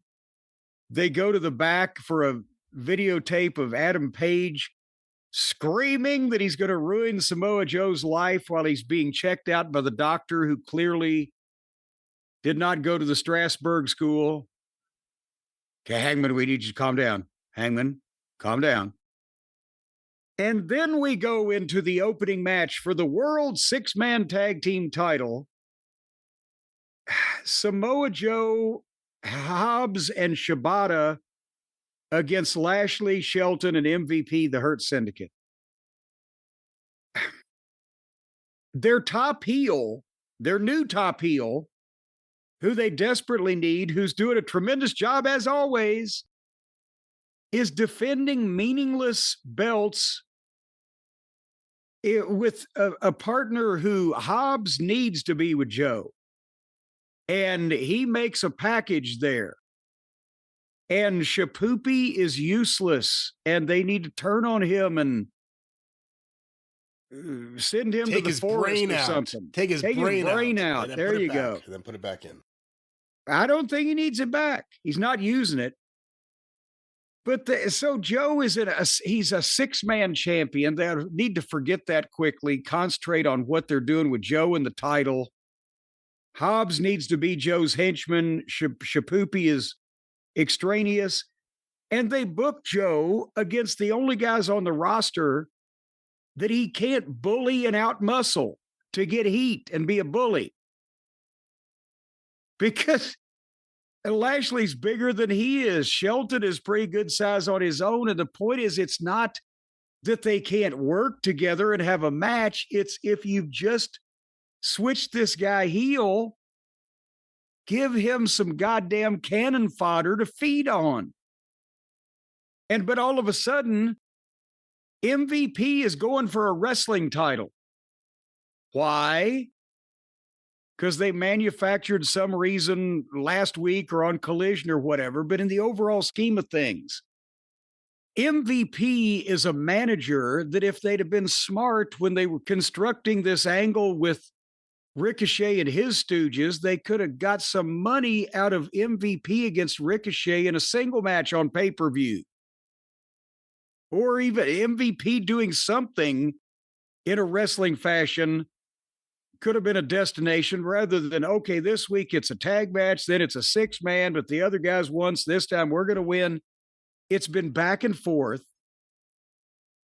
And now again, they're going to have a okay match here, but no, Hobbs is in the ring with the only guy in the company that makes him look small, Bobby Lashley. And while Hobbs against Shelton was good, they had a nice pace, they were serious. Lashley against Joe was good. Old Shapoopy is just mechanical, bland face, no reaction, gets in the way.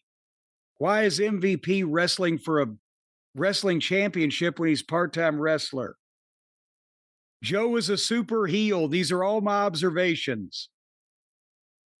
And then finally, they got into things. They had tags to Lashley and Shapoopy, and Lashley just killed him. And then they got a little bit with Lashley and Hobbs, where Lashley tried the hurt lock, but they double clotheslined each other. Both went down.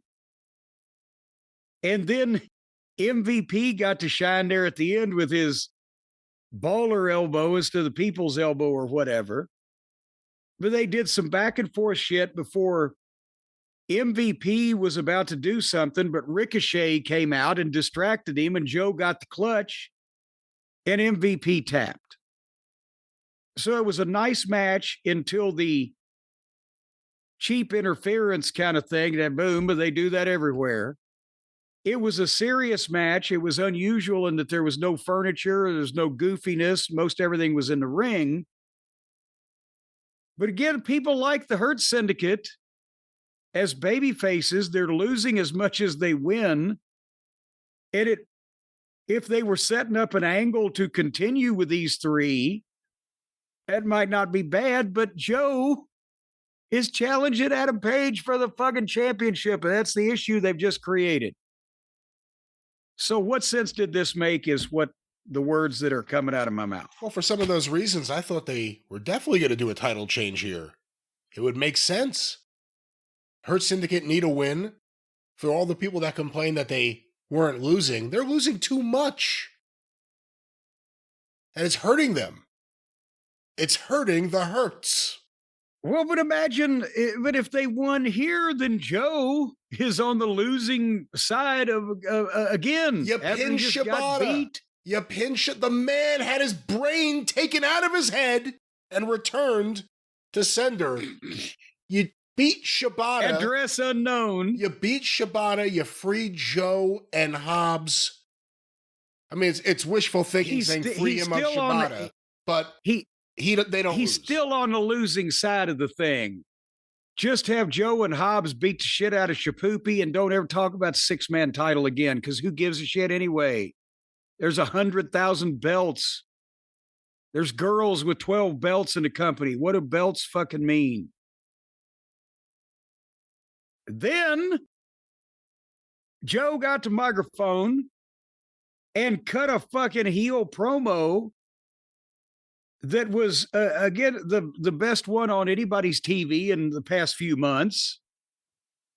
It was better and not as long as some of MJF's have been lately, because MJF's just stuck doing the same thing over and over because he has nothing to work with.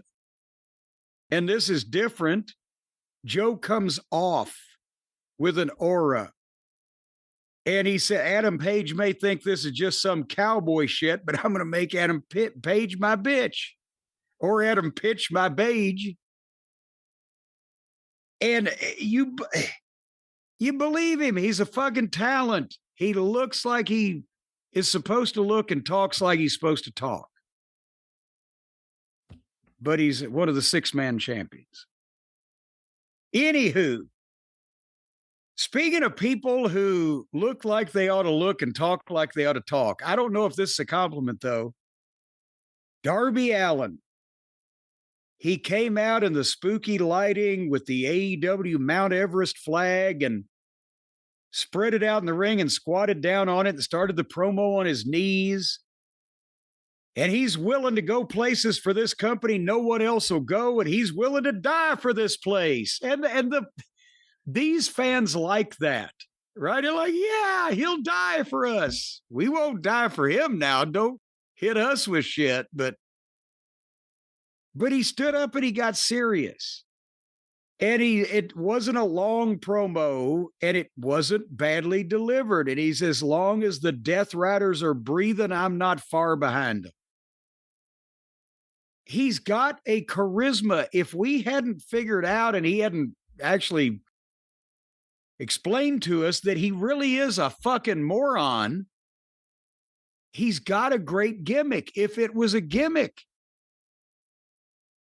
if he, that's the thing. You hear him say, like, I'm willing to die for this place, or I would die for, and you believe him. You're like, yeah, that's going to cause a scandal.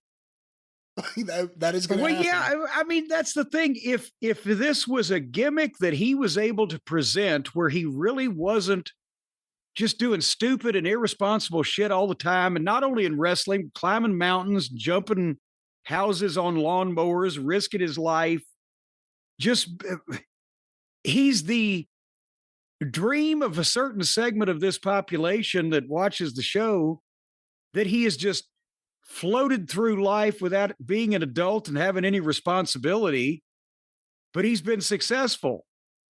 And that's like many of the audience, except the leaving out the successful part. So they like that. But if this was a gimmick he could portray, but behind the scenes, he was a competent professional that you could rely on not to do anything stupid, and was trying to extend his career while helping the business rather than just, oh, kill me, it's okay. He's got a great gimmick. It's just not a gimmick. So you didn't like the promo? Well, I like the promo, but that's the problem, is it that holds me back, is that it's not a gimmick with him, and he really likes doing all this stupid, crazy shit. So you want to give him a push, but you got to be afraid of putting a belt on him, because then he'll jump off a building the next day. Yes, that's what I'm saying. How can you depend on this fucking guy? I don't know. But anywho, apparently now, Brian, they are going to start the tournament for the AEW Women's Tag Team Champions, because there's not enough belts. The women's division roster doesn't have enough belts. Mercedes has 12 of them alone. Now they're going to have a women's tag team title, and they're going to have a tournament. But before they have the tournament, they had an 8-woman, 4-team, 4-way match with the stipulation that the winners could pick their first round opponents in the women's tag team title tournament. And that brings us to where we are here. Megan Big Brain match. and Penelope Pitstop against Julia Hart and Blue Sky, against Harley Cameron and Willow Nightingale, against Jamie Hayter and Queen Autumn.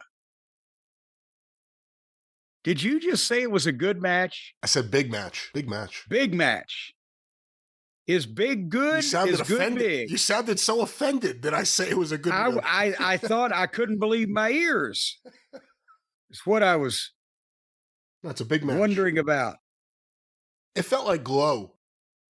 When everyone came out and the matching outfits and their little gimmicks, it just felt like Glow. It felt like Glow. I don't mean that in a good way. I don't mean that in a good way either. Well, yeah, indie wrestlers with a wardrobe budget is what you're saying. Yeah, kind of. Yeah. Penelope Ford, I thought she hurt herself when they did that spot in the match where at the same time Megan Bain does a dive over the ropes and Penelope Ford does a moonsault off the top rope to the floor and all the girls. And she landed on her arm and she came up right away holding her arm. But no, I guess she was all right. Well, if she was all right, she did better than this match, which took up about 15 minutes of TV time before the Dark Horse team, the one that nobody thought, Jamie Hayter and Queenie, won the thing. And they were called the Dark Horse team early in the match. That's how I knew they were going to win it. But while this match may have been meaningless in the overall scheme of things, Brian, apparently, from what I'm hearing, from what I'm being led to believe, it's driven another of these endless small wedges in between a long-time relationship that we thought was going to last for life, but with all these constant little chips, little pieces that are being tapped out of this relationship. Dave and Brian, Uncle Dave and cousin Brian Alvarez, again have another disagreement over whether shit makes sense or not. And of all things, it's in this match. Is this correct? I've heard this from several sources. Well, we've been emailed this by a bunch of people, and this match, of course, was a 4-way tag where the winning team could pick their opponents in the tournament, begging the question, oh my God, how many teams are there going to be in the tournament? I was going to say, they were fighting all these. All the teams were right here. They just have to stand across the ring and point. This is half the teams, apparently, from the tournament. But, well, listeners have sent over because they always get a kick out of your thoughts on these, and I have not heard this all the way through. Dave and Brian apparently had a conversation about, it's so ridiculous, the bracketing of the women's tournament and how, I guess, it was rolled out or explained. Or exposed. Let's go to this audio right now. At this point, they had not announced the brackets for the tournament. In storyline, they didn't even have brackets yet because we were still getting teams throughout the show getting put together. So I don't know what brackets Tony had that he'd... Let me stop it there because he has, in the video, there's an image from Dynamite that shows tonight there'll be the bracket reveal. But how could you reveal the bracket if one of the matches is for... In the first round, yeah. Let's go back to this. Which then would also... That would affect every other match because who knows who the team is going to be that wins and the team's going to pick. Yeah, you could pick anyone. So it would affect the entire tournament, one would think. Weekend and storyline. Well, he had him. He said they were going to announce the brackets, and they did. Dave, you don't understand. He said Saturday he had the brackets, but on this show, teams were still getting put together. No, he said so Saturday, when this show started, he didn't have brackets. He said Saturday he was going to announce the brackets. I know, but he didn't have them when the show started. Because throughout the show, teams were being put together. He announced them before the end of the show. He just said he would announce the brackets on the show. So in storyline, he was hoping the teams would get together during the show. By the end of the show, he had brackets just as he advertised. That's a silly criticism. No, Dave, this is not a silly criticism. Yes, they were putting teams together. Let me stop it for a second. Yeah, they had all this backstage falderall with people. Will you be my partner? So yes, they were still actually making agreements to have teams in this particular show when Tony had said days beforehand, yeah, I'll have the brackets. It's a silly criticism. Let's go back to the silly criticism. Silly but valid. As the show went on. This is something Ava would do. I'm going to have brackets on Tuesday. Hopefully some teams get together during the show so I can put them in. He said that they would have brackets on the show. Yeah, that means as a promoter, he's already got his brackets done. He's just going to announce them. He never said that. He never said that. He said he would have the brackets announced on the show. If he had the brackets, why didn't he announce them on Sunday or on Saturday? Because he's a promoter. He wants people to watch Dynamite. Okay, well then tune into Dynamite. I'm going to give you these brackets I've made. And he did. Instead, he had a blank bracket, apparently. And luckily... He did during the show, the storyline was that he had a match put together where the winners of the match, which is this match that we're talking about, would get to pick their first round opponent, and then he would fill in the brackets after that. And he just with no thought whatsoever. Okay, well, here's the rest of these teams. I'll write them down real quick. Here you go. It's a weird hill to die on. It's a weird argument to fight against. Yes, there are other things going on that would be more important, one would think. That was announced. I don't know what day they announced that, but it was yesterday. So obviously he wasn't going to have the brackets at the beginning of the show because they were having a match to determine one of the first round matches then. So he couldn't have the brackets done. So who was going to be in this tournament if Athena hadn't shown up out of the blue? He could have hour and 45 minutes into the show to tell Mercedes, I want to be your partner. He could have had who knows what. That doesn't matter. He had when he announced the brackets, they were a team. Well, there it is. Once again, the endless defense of Tony Khan's booking and TV layouts from Dave. You can't, he wouldn't give a crippled crab a crutch, as Buddy Landell would say. You can't get anything out of Dave if it's critical to anything that Tony did, except if it's something Tony did after Dave told him not to do it. Then he's critical.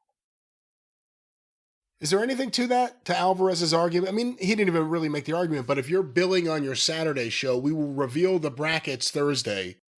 Should you expect them? Is it a problem if you don't deliver the brackets right away? If there are still things to determine? Like you said, it's not even just to determine one match. It would have to determine the entirety of the brackets because you could pick anyone. Well, yes. And see, that's... You can do one of these things, but not all of them. You could advertise, okay, the match we're going to have on TV Wednesday night is going to be the winner gets to pick their opponents in the first round. And then once we find that out, we will assemble all the brackets or assemble all the teams in the rest of the bracket, whatever. That would work. Or you can say, on Saturday's TV, I have the brackets and we will announce them on Wednesday. But they want to do every goddamn thing at the last minute with almost no build or warning, advance notice that anything's going to go on. And that's why apparently they added that match with Mercedes Moon on the pay-per-view where she won that interim women's TV title belt that's defended on Thursdays in the Target parking lot, whatever the fuck that was. TV championship. They realized that she was going to go to another one of these outlaw companies the next day and win their title, and they didn't want her to break the record unless it was on their show. So they came up with a girls' title for her to win on their show in an unadvertised match to break the record, and then went the next day and won some other one. Point is, it's all goddamn nonsense. And they're tripping over everything because they just keep doing everything so fast and at the last minute. And Alvarez sounds like he's just fed up with it. Just plan your shit better and give it a little room to breathe. Well, that was the women's tag. The winner of the match, of course, Jamie Hayter, Queen Amanada. And they picked Sky Blue and Julia Hart for the first round. I'm sure we'll get some surprises, maybe a team from Iceland or South Africa. Who knows? But this is your show. Do they have women's wrestling on the Isle of Man? I don't know. And why don't they have an Isle of Woman since they have an Isle of Man? You know what they all need, don't you, Brian? No. A brand new line of work. Ah, yes. Just get them completely out of the whole picture of what they're in now and put them in something they'll be more suited for. Now, let's say, for example, that Mercedes Moon, after she's won these 12 belts or whatever, she wants to settle down and sell seashells by the seashore.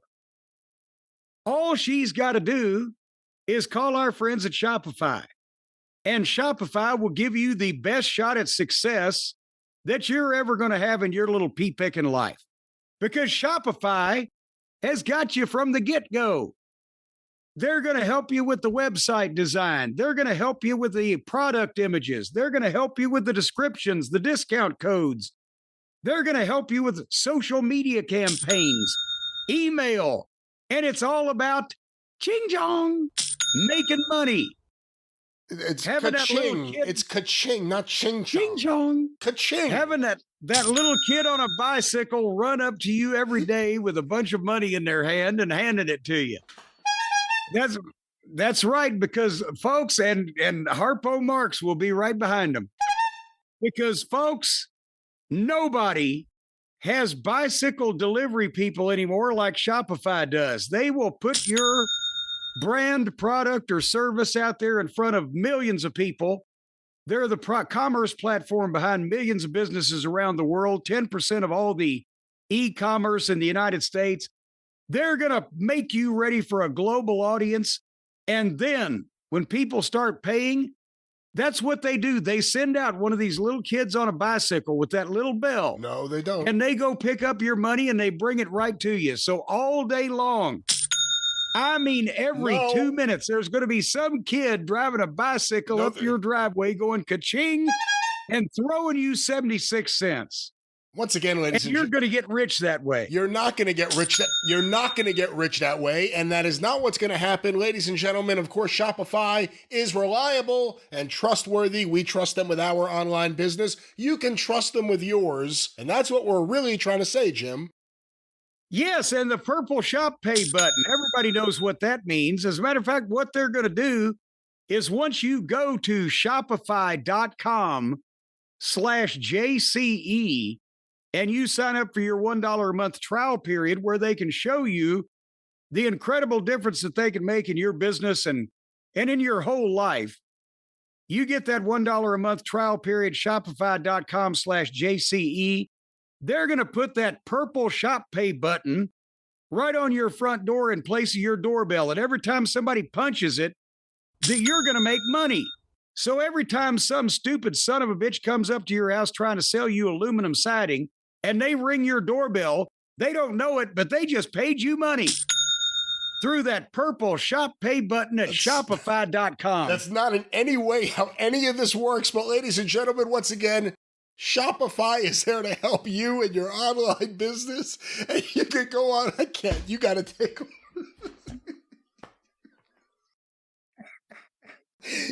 Well, I'm telling you, and boy, and some of these office buildings in these bigger cities, if they put that purple shop pay button in place of an elevator button. Yeah, again. In these big high rises, these people trying to punch that button all day long, it's wired up to your account. That's another way they make people rich. That's not how it works. Every time they punch that elevator button, you get paid $4.17, and nobody can figure out what's going on. Once again, ladies and gentlemen, to be very serious, this is a serious company. Shopify is there to help you and your serious business. Everyone wants to make money with their products online. Everyone wants to do well, and Shopify is there. Yes. Shopify is there with no help of you. Shopify is there to make sure that your experience is right for you and the consumer that can handle your e-commerce and so much more. Let's wrap this up before we do more damage, Jim. And if you've been losing money lately, just look at your credit card bill. It'll say doorbell rang, and you'll be debited $16. It won't have anything to do with Shopify, but you can have something to do with Shopify. And how can they do that, Jim? They can turn their dreams into cha-ching and reality, and give yourself the best shot at success you possibly can with Shopify. Your $1 a month trial period can start right now at shopify.com/JCE. That's shopify.com/JCE. And the next time that you go to get in an elevator, before you press the button, just ask yourself, can I afford this? Shopify.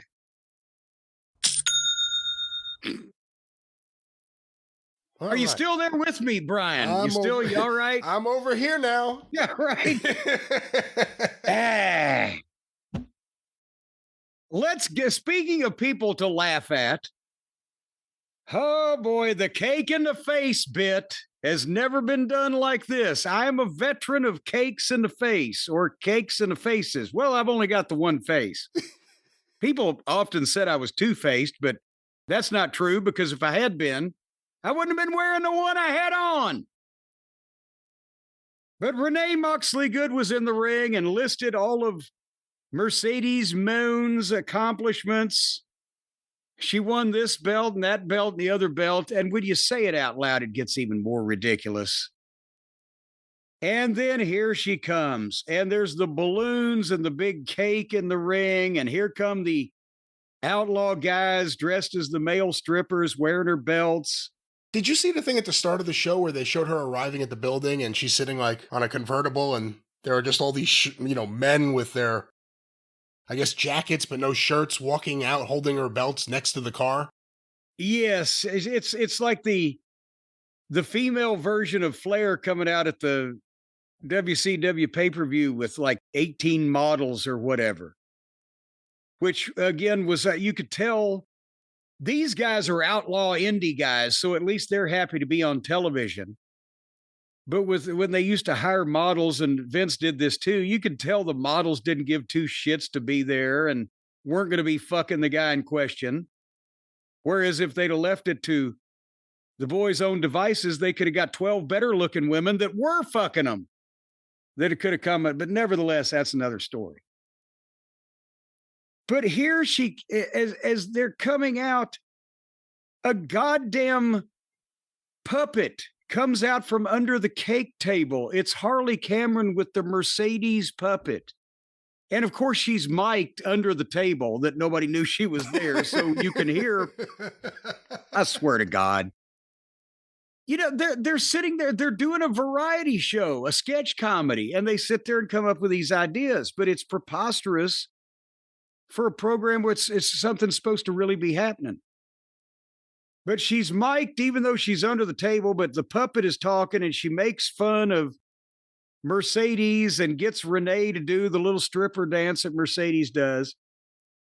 And then she's having too much fun. I'm sorry.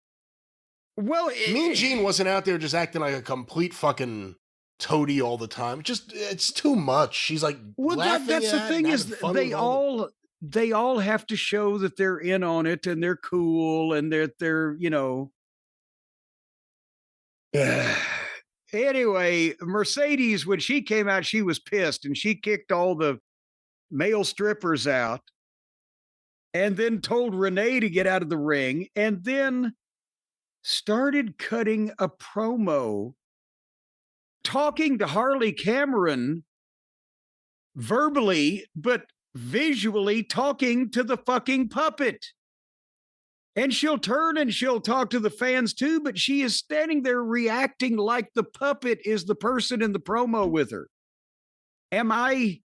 Instead of bending over and saying, hey, you fucking bitch, get out from under that table, I got something to say to you, she's interacting with the puppet. Am I exaggerating this? I think Mercedes Moné got to live out one of her dreams. This is as close as she'll ever get to being on the Muppet Show right here and fighting with Miss Piggy or something.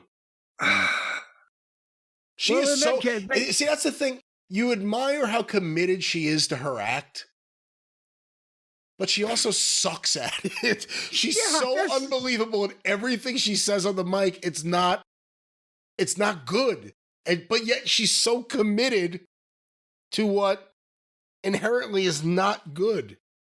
I'm fascinated. Do you think she's bucking to replace Miss Piggy? And here comes the Josephine Camel Muppet. They haven't had a camel, have they? Don't put that in the art, George.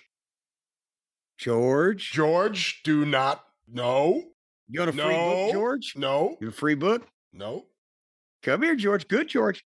All righty. Anyway, I heard that.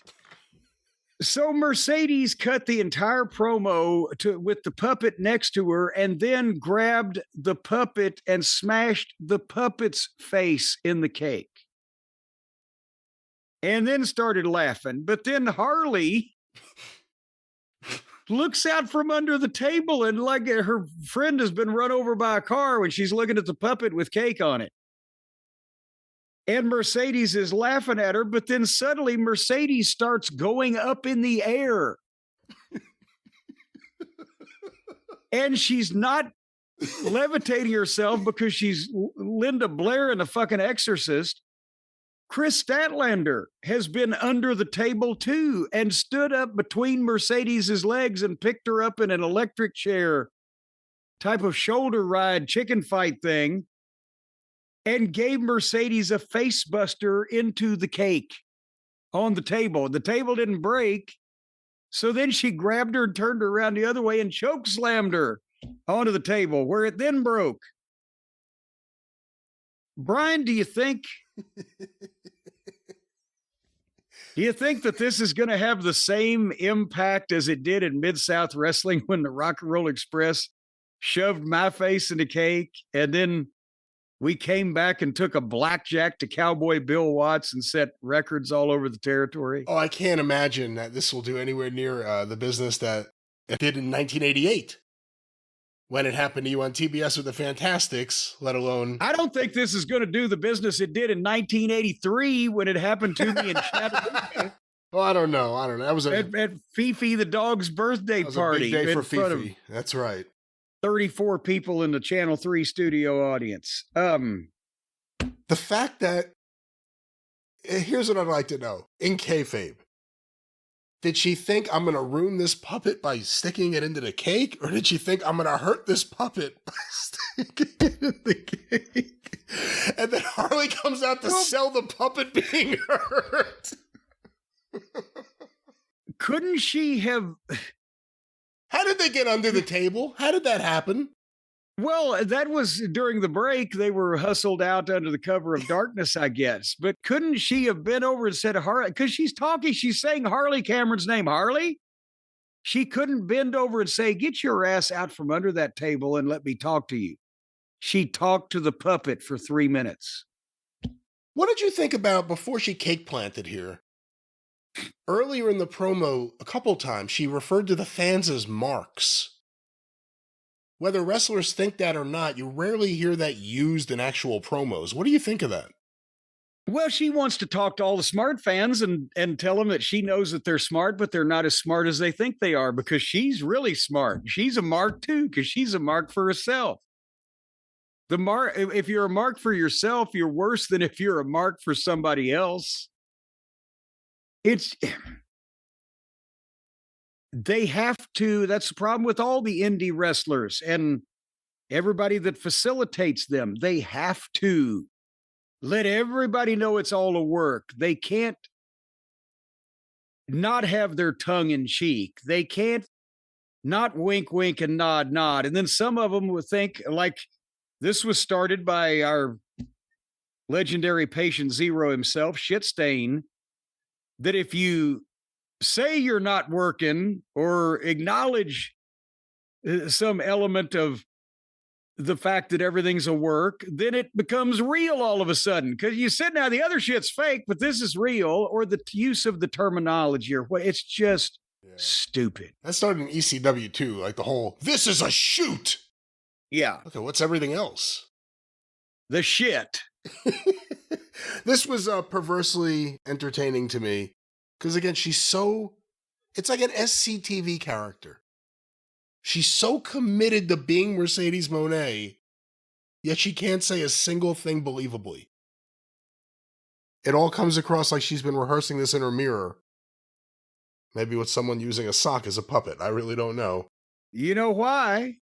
Because she's been rehearsing it in the mirror. And I don't know who in the equation is using a sock. Who do you think is going to win the Mercedes? match? Who do you think is going to win the match? Her and Statlander. The belt collector versus the AEW Women's Champion. That's another thing is Statlander has, and we've said this for a long time, she has size, she has potential, she has athletic ability. Nobody apparently has worked with her promos, or maybe they have, and this is what we got. The pushes have been start and stop, even more so. She's had a couple of injuries, yes, but there's never a consistent push in this company anyway. She needed to be produced 3 and 4 and 5 years ago, Statlander. And then she'd be not only more accomplished than she is today, but a more valuable commodity. But at the same time, they just put this thing on her. If she loses it to Mercedes, then again, at some point, Mercedes is going to have to do more jobs than goddamn George South, or just retire undefeated as the women's champion of everything. So I don't know what the fuck they're doing here. And I will say, Statlander did a promo in the show, and it was a light years better than the rehearsed speech she gave in that segment with Tony Storm the week before. So there still is something there. There's something there. It just needs to be brought out and accentuated and capitalized on instead of forgotten about, lost in the shuffle, like everybody in this fucking company. And another thing to be on the lookout for, apparently Red Velvet's on the way to return from injury. And she's been in Ring of Honor. We haven't seen her. Was she run over by a trolley car? How long has she been out? I haven't seen her in 3 years. Like I said, she apparently has been on the Ring of Honor roster for a while, but the point is, she is the Ring of Honor Women's Television Champion. So you have to think there's going to be something coming up there because Mercedes Moné is now the Ring of Honor Interim Women's Television Champion. I can't wait. There's so many belts. There's so many championships.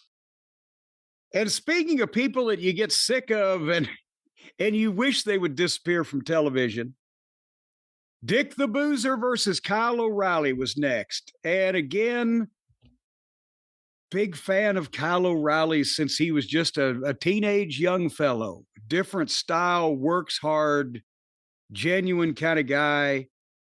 Has been made meaningless here. This match was going to be as good as Dick the Boozer can be because Kyle is talented, but I can't really stomach watching any more of Moxley than I have to because of the fakery and the same old shit. So they did about 10 minutes and they went back and forth, and O'Reilly got an ankle lock. And Moxley, trying to get away from it, struggling to get away from it, reached up and knocked out the referee. As the announcer said, because so he doesn't have to tap out again. What the fuck? This is again.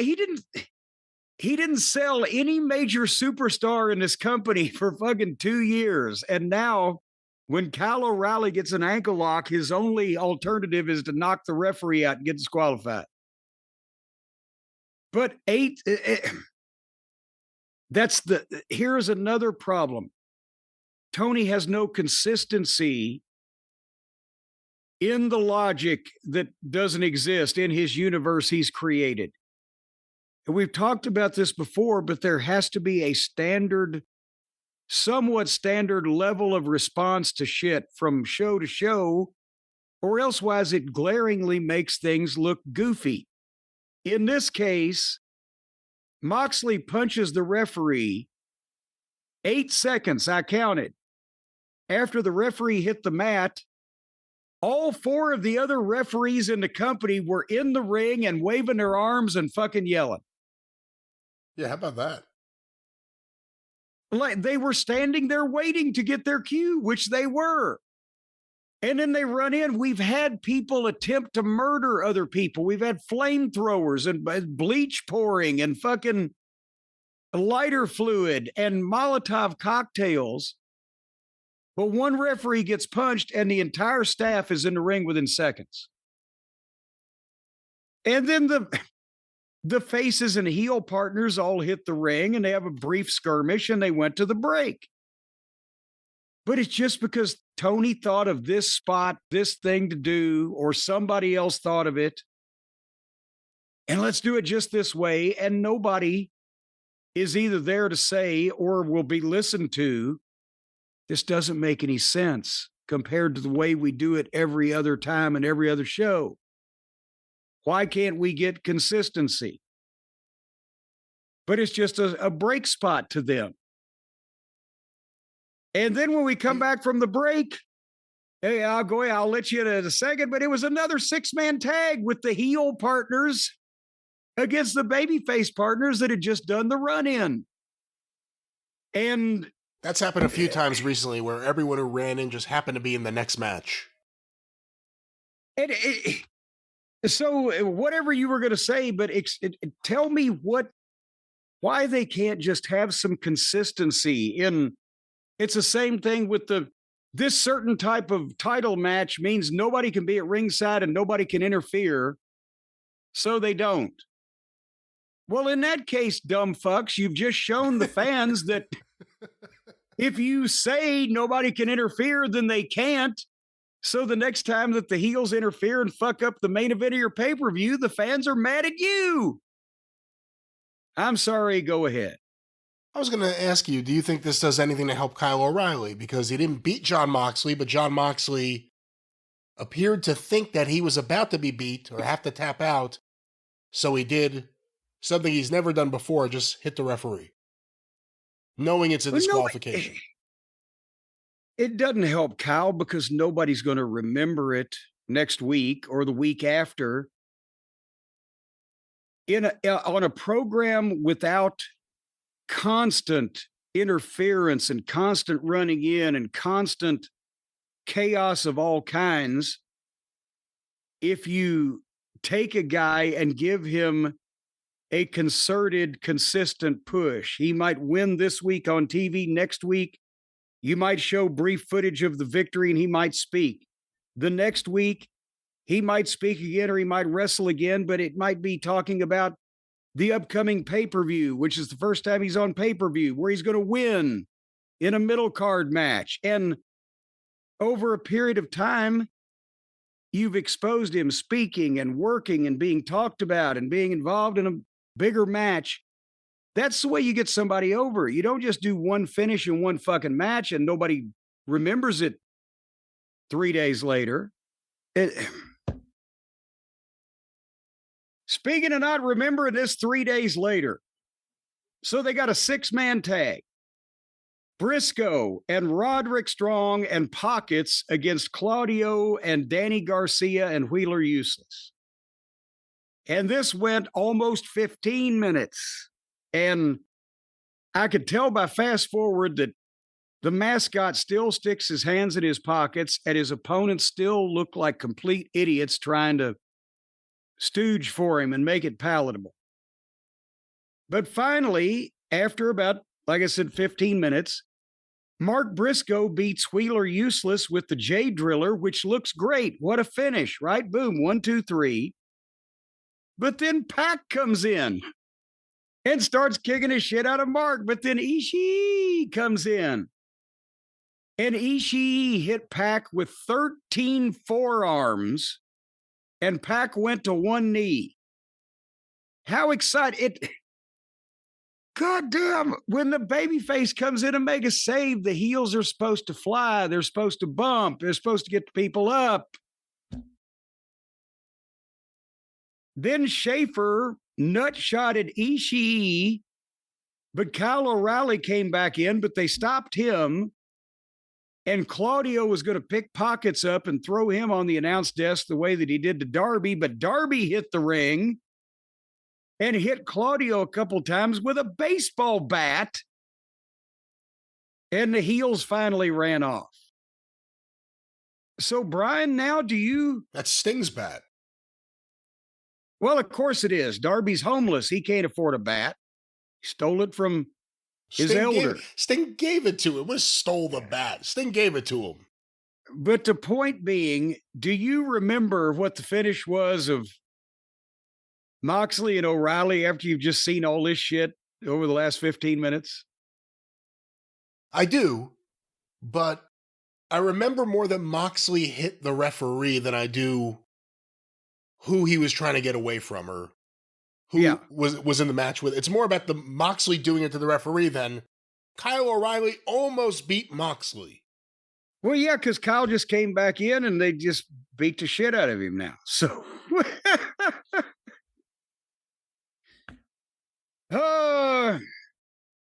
Brian, see, that's the thing. You can pretty well predict when you're watching AEW that every match will end with a run-in, that every match, regardless whether the heel wins or loses or what happens, they're going to start kicking the shit out of them afterwards.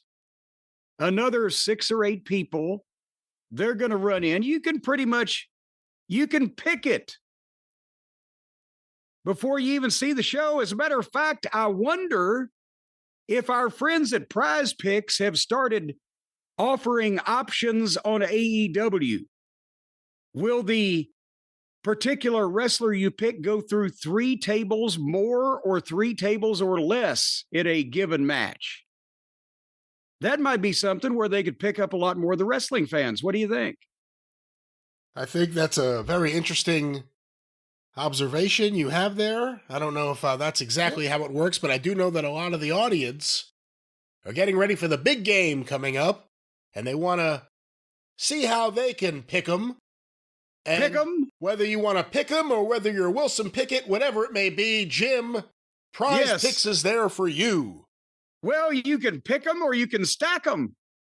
Because Prize Picks is simple to play. Just pick more or less on at least 2 player stats. And if you get your picks right, you could cash in. You can get in on the action on football and basketball in more than 40 states, including California, Texas, and Georgia. And now, Prize Picks offers stacks. You can pick the same player up to 3 times in the same lineup.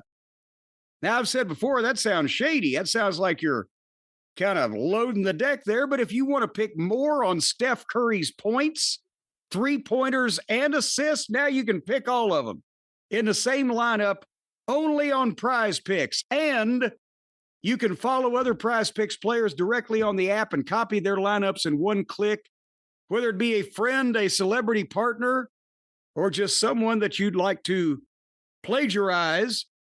You can hit the follow button and check out every lineup that they create and then jump in and steal their money from them. Again, not the terminology we would use and not exactly how that works, but... Well, it says right here on Prize Picks, how you play is up to you. If you want to cheat... No.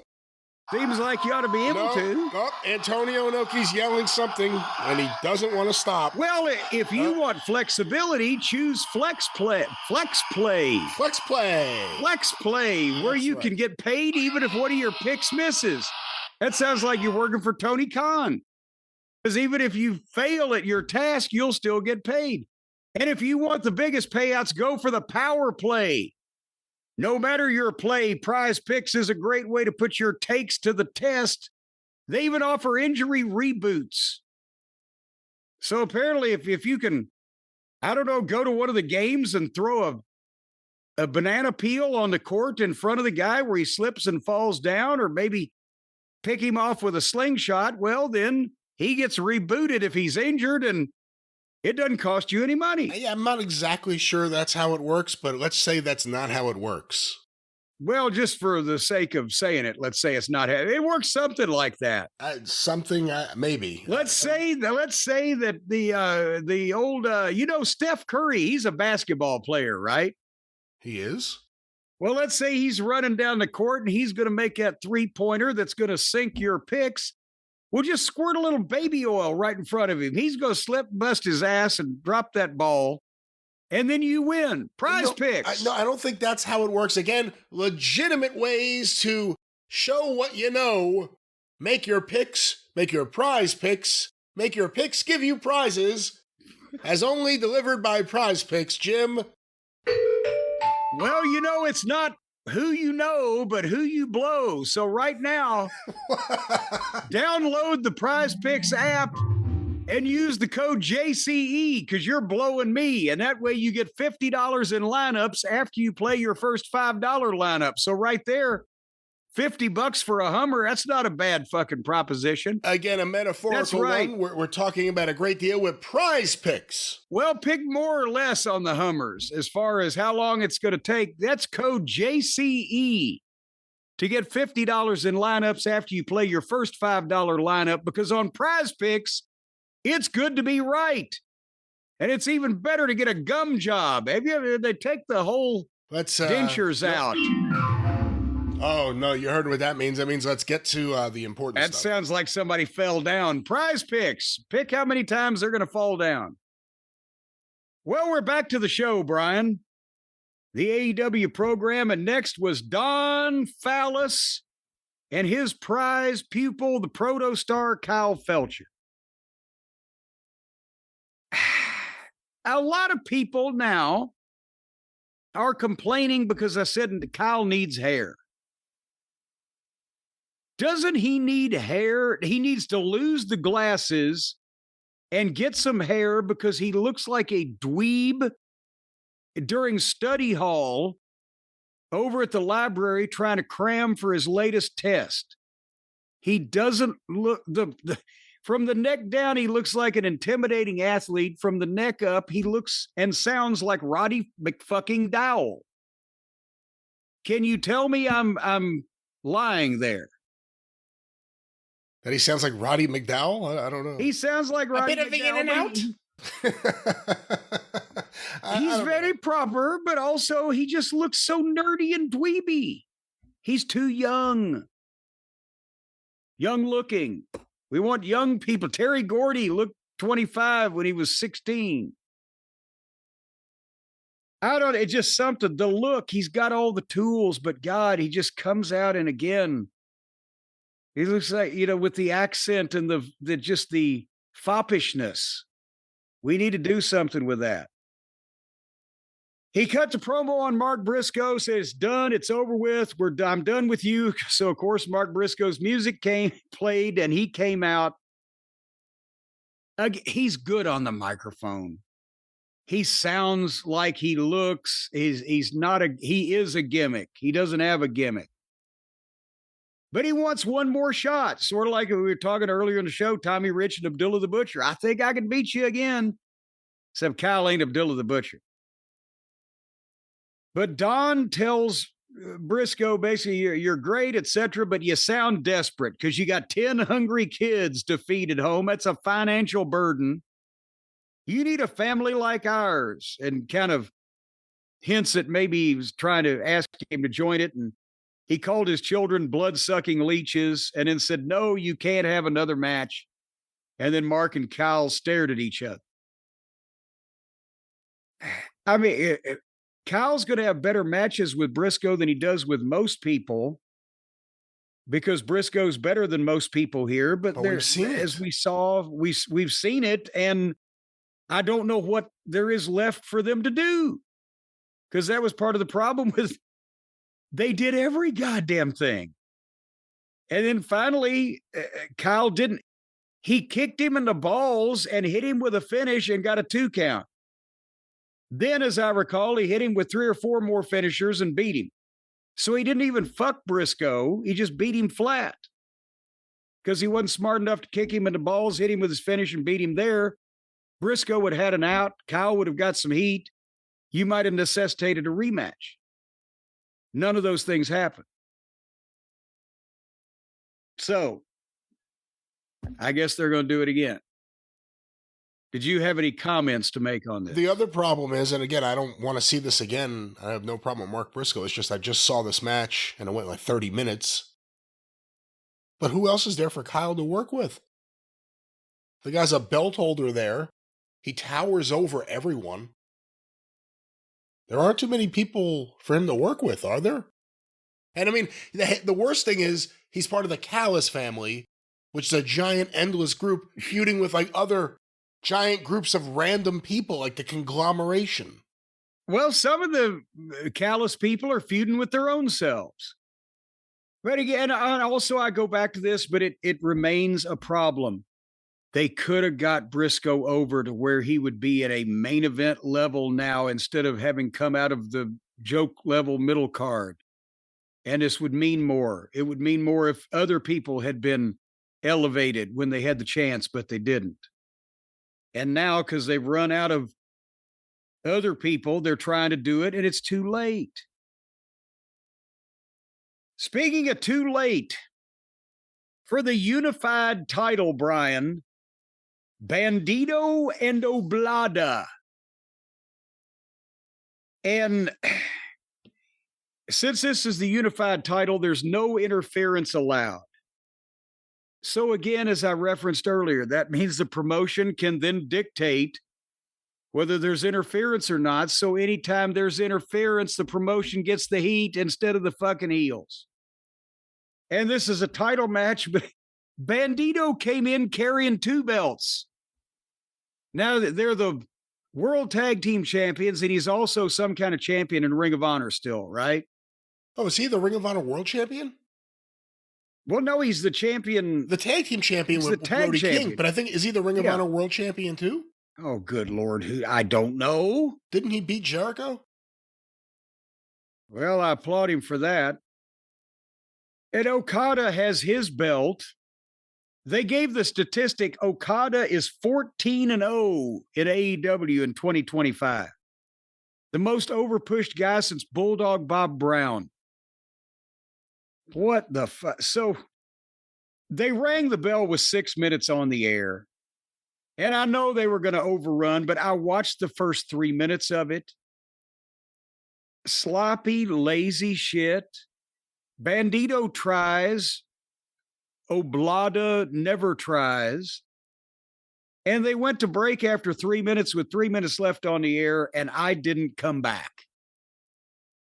But my question is, after Okada won again, who came out and beat Bandito up? Do you even remember?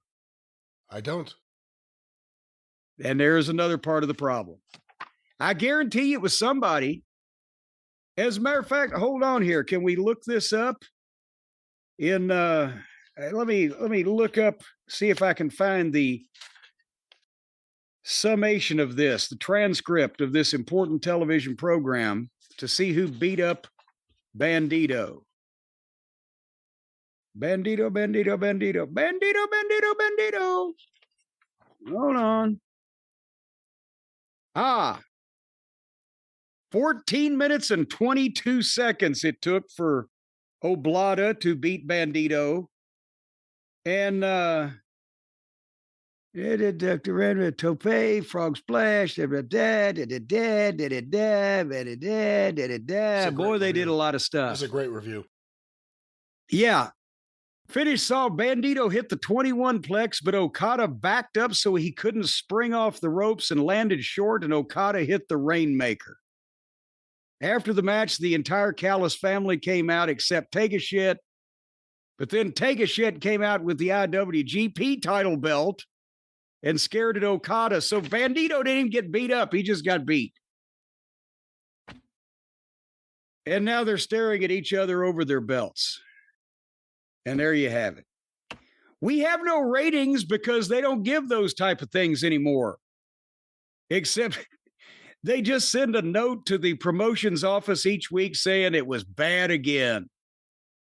The new system is not doing wrestling any favors, and we ain't getting quarter hours, and it takes days and days before you get any ratings for any of the shows, and they're disheartening when they come out. Is that pretty much summarize the situation right now? Well, part of the issue, too, is with all the changes happening, also it brought some attention, I guess. WrestleNomics, Brandon Thurston put up something that, like, he wasn't directly threatened, but I guess he felt threatened enough that he's not reprinting any quarter-hour numbers he gets anymore. Oh, yeah, they said, you don't be releasing that type of information around here, boy. Which is interesting, because how could that be proprietary information? It's something you're reporting, right? But, who knows? Well, yeah, but they have to tell the advertisers because that's how that the advertisers determine what they're paying and et cetera, but then that creates a where do you draw the line? Where is the cutoff point of who gets this deep, dark, secret information? But it sure does cut down on some of our fun, doesn't it? Yeah. Fuck you, Nielsen. Yeah. I never liked him. I don't care if people let me tell you about my best friend. Sure, it was a nice song. But that's the last thing he ever did good for anybody. Fuck Nielsen. Not the same guy in any way. What? He didn't start that company? That wasn't him. What did he do? He drank. To death? Or just to excess? To excess, and then he cleaned up, and then he died. How old was Nielsen when he died? I don't know, but the famous myth, and it is only a myth, but for years people thought it could be real, that when he died, it was like the mid-90s, his funeral was like during one of the earthquakes in Southern California, and the rumor was like the ground opened up and swallowed the coffin in the funeral home, which is amazing. And of course, it wasn't true at all. Well, I want to go that way. Just have the earth open up and swallow me right up. Do you want people there? Like, do you want it to be like something where some people Yeah, I want a few to fall in on top of me. Just fucking, I'll take some bitches with me. If I could figure out a way to make that happen, I would leave a lineup for my service with all the people I wanted in the front row closest to the edge of the hole. All right, are we done here for this week? I think so. I mean, I don't know how much more there is to say. Well, in that case, let's say no more, because a wink is as good as a nod to a blind man. Until then, ladies and gentlemen, we'll be back with your show, Brian, in a few days to drive through, and then another one of these next week. We got Saturday night's main event coming up. There's all kinds of stuff going on, and Halloween and all that good shit. So until then, folks, and in parting, we wish you a very happy and healthy thank you, fuck you, and bye-bye, everybody.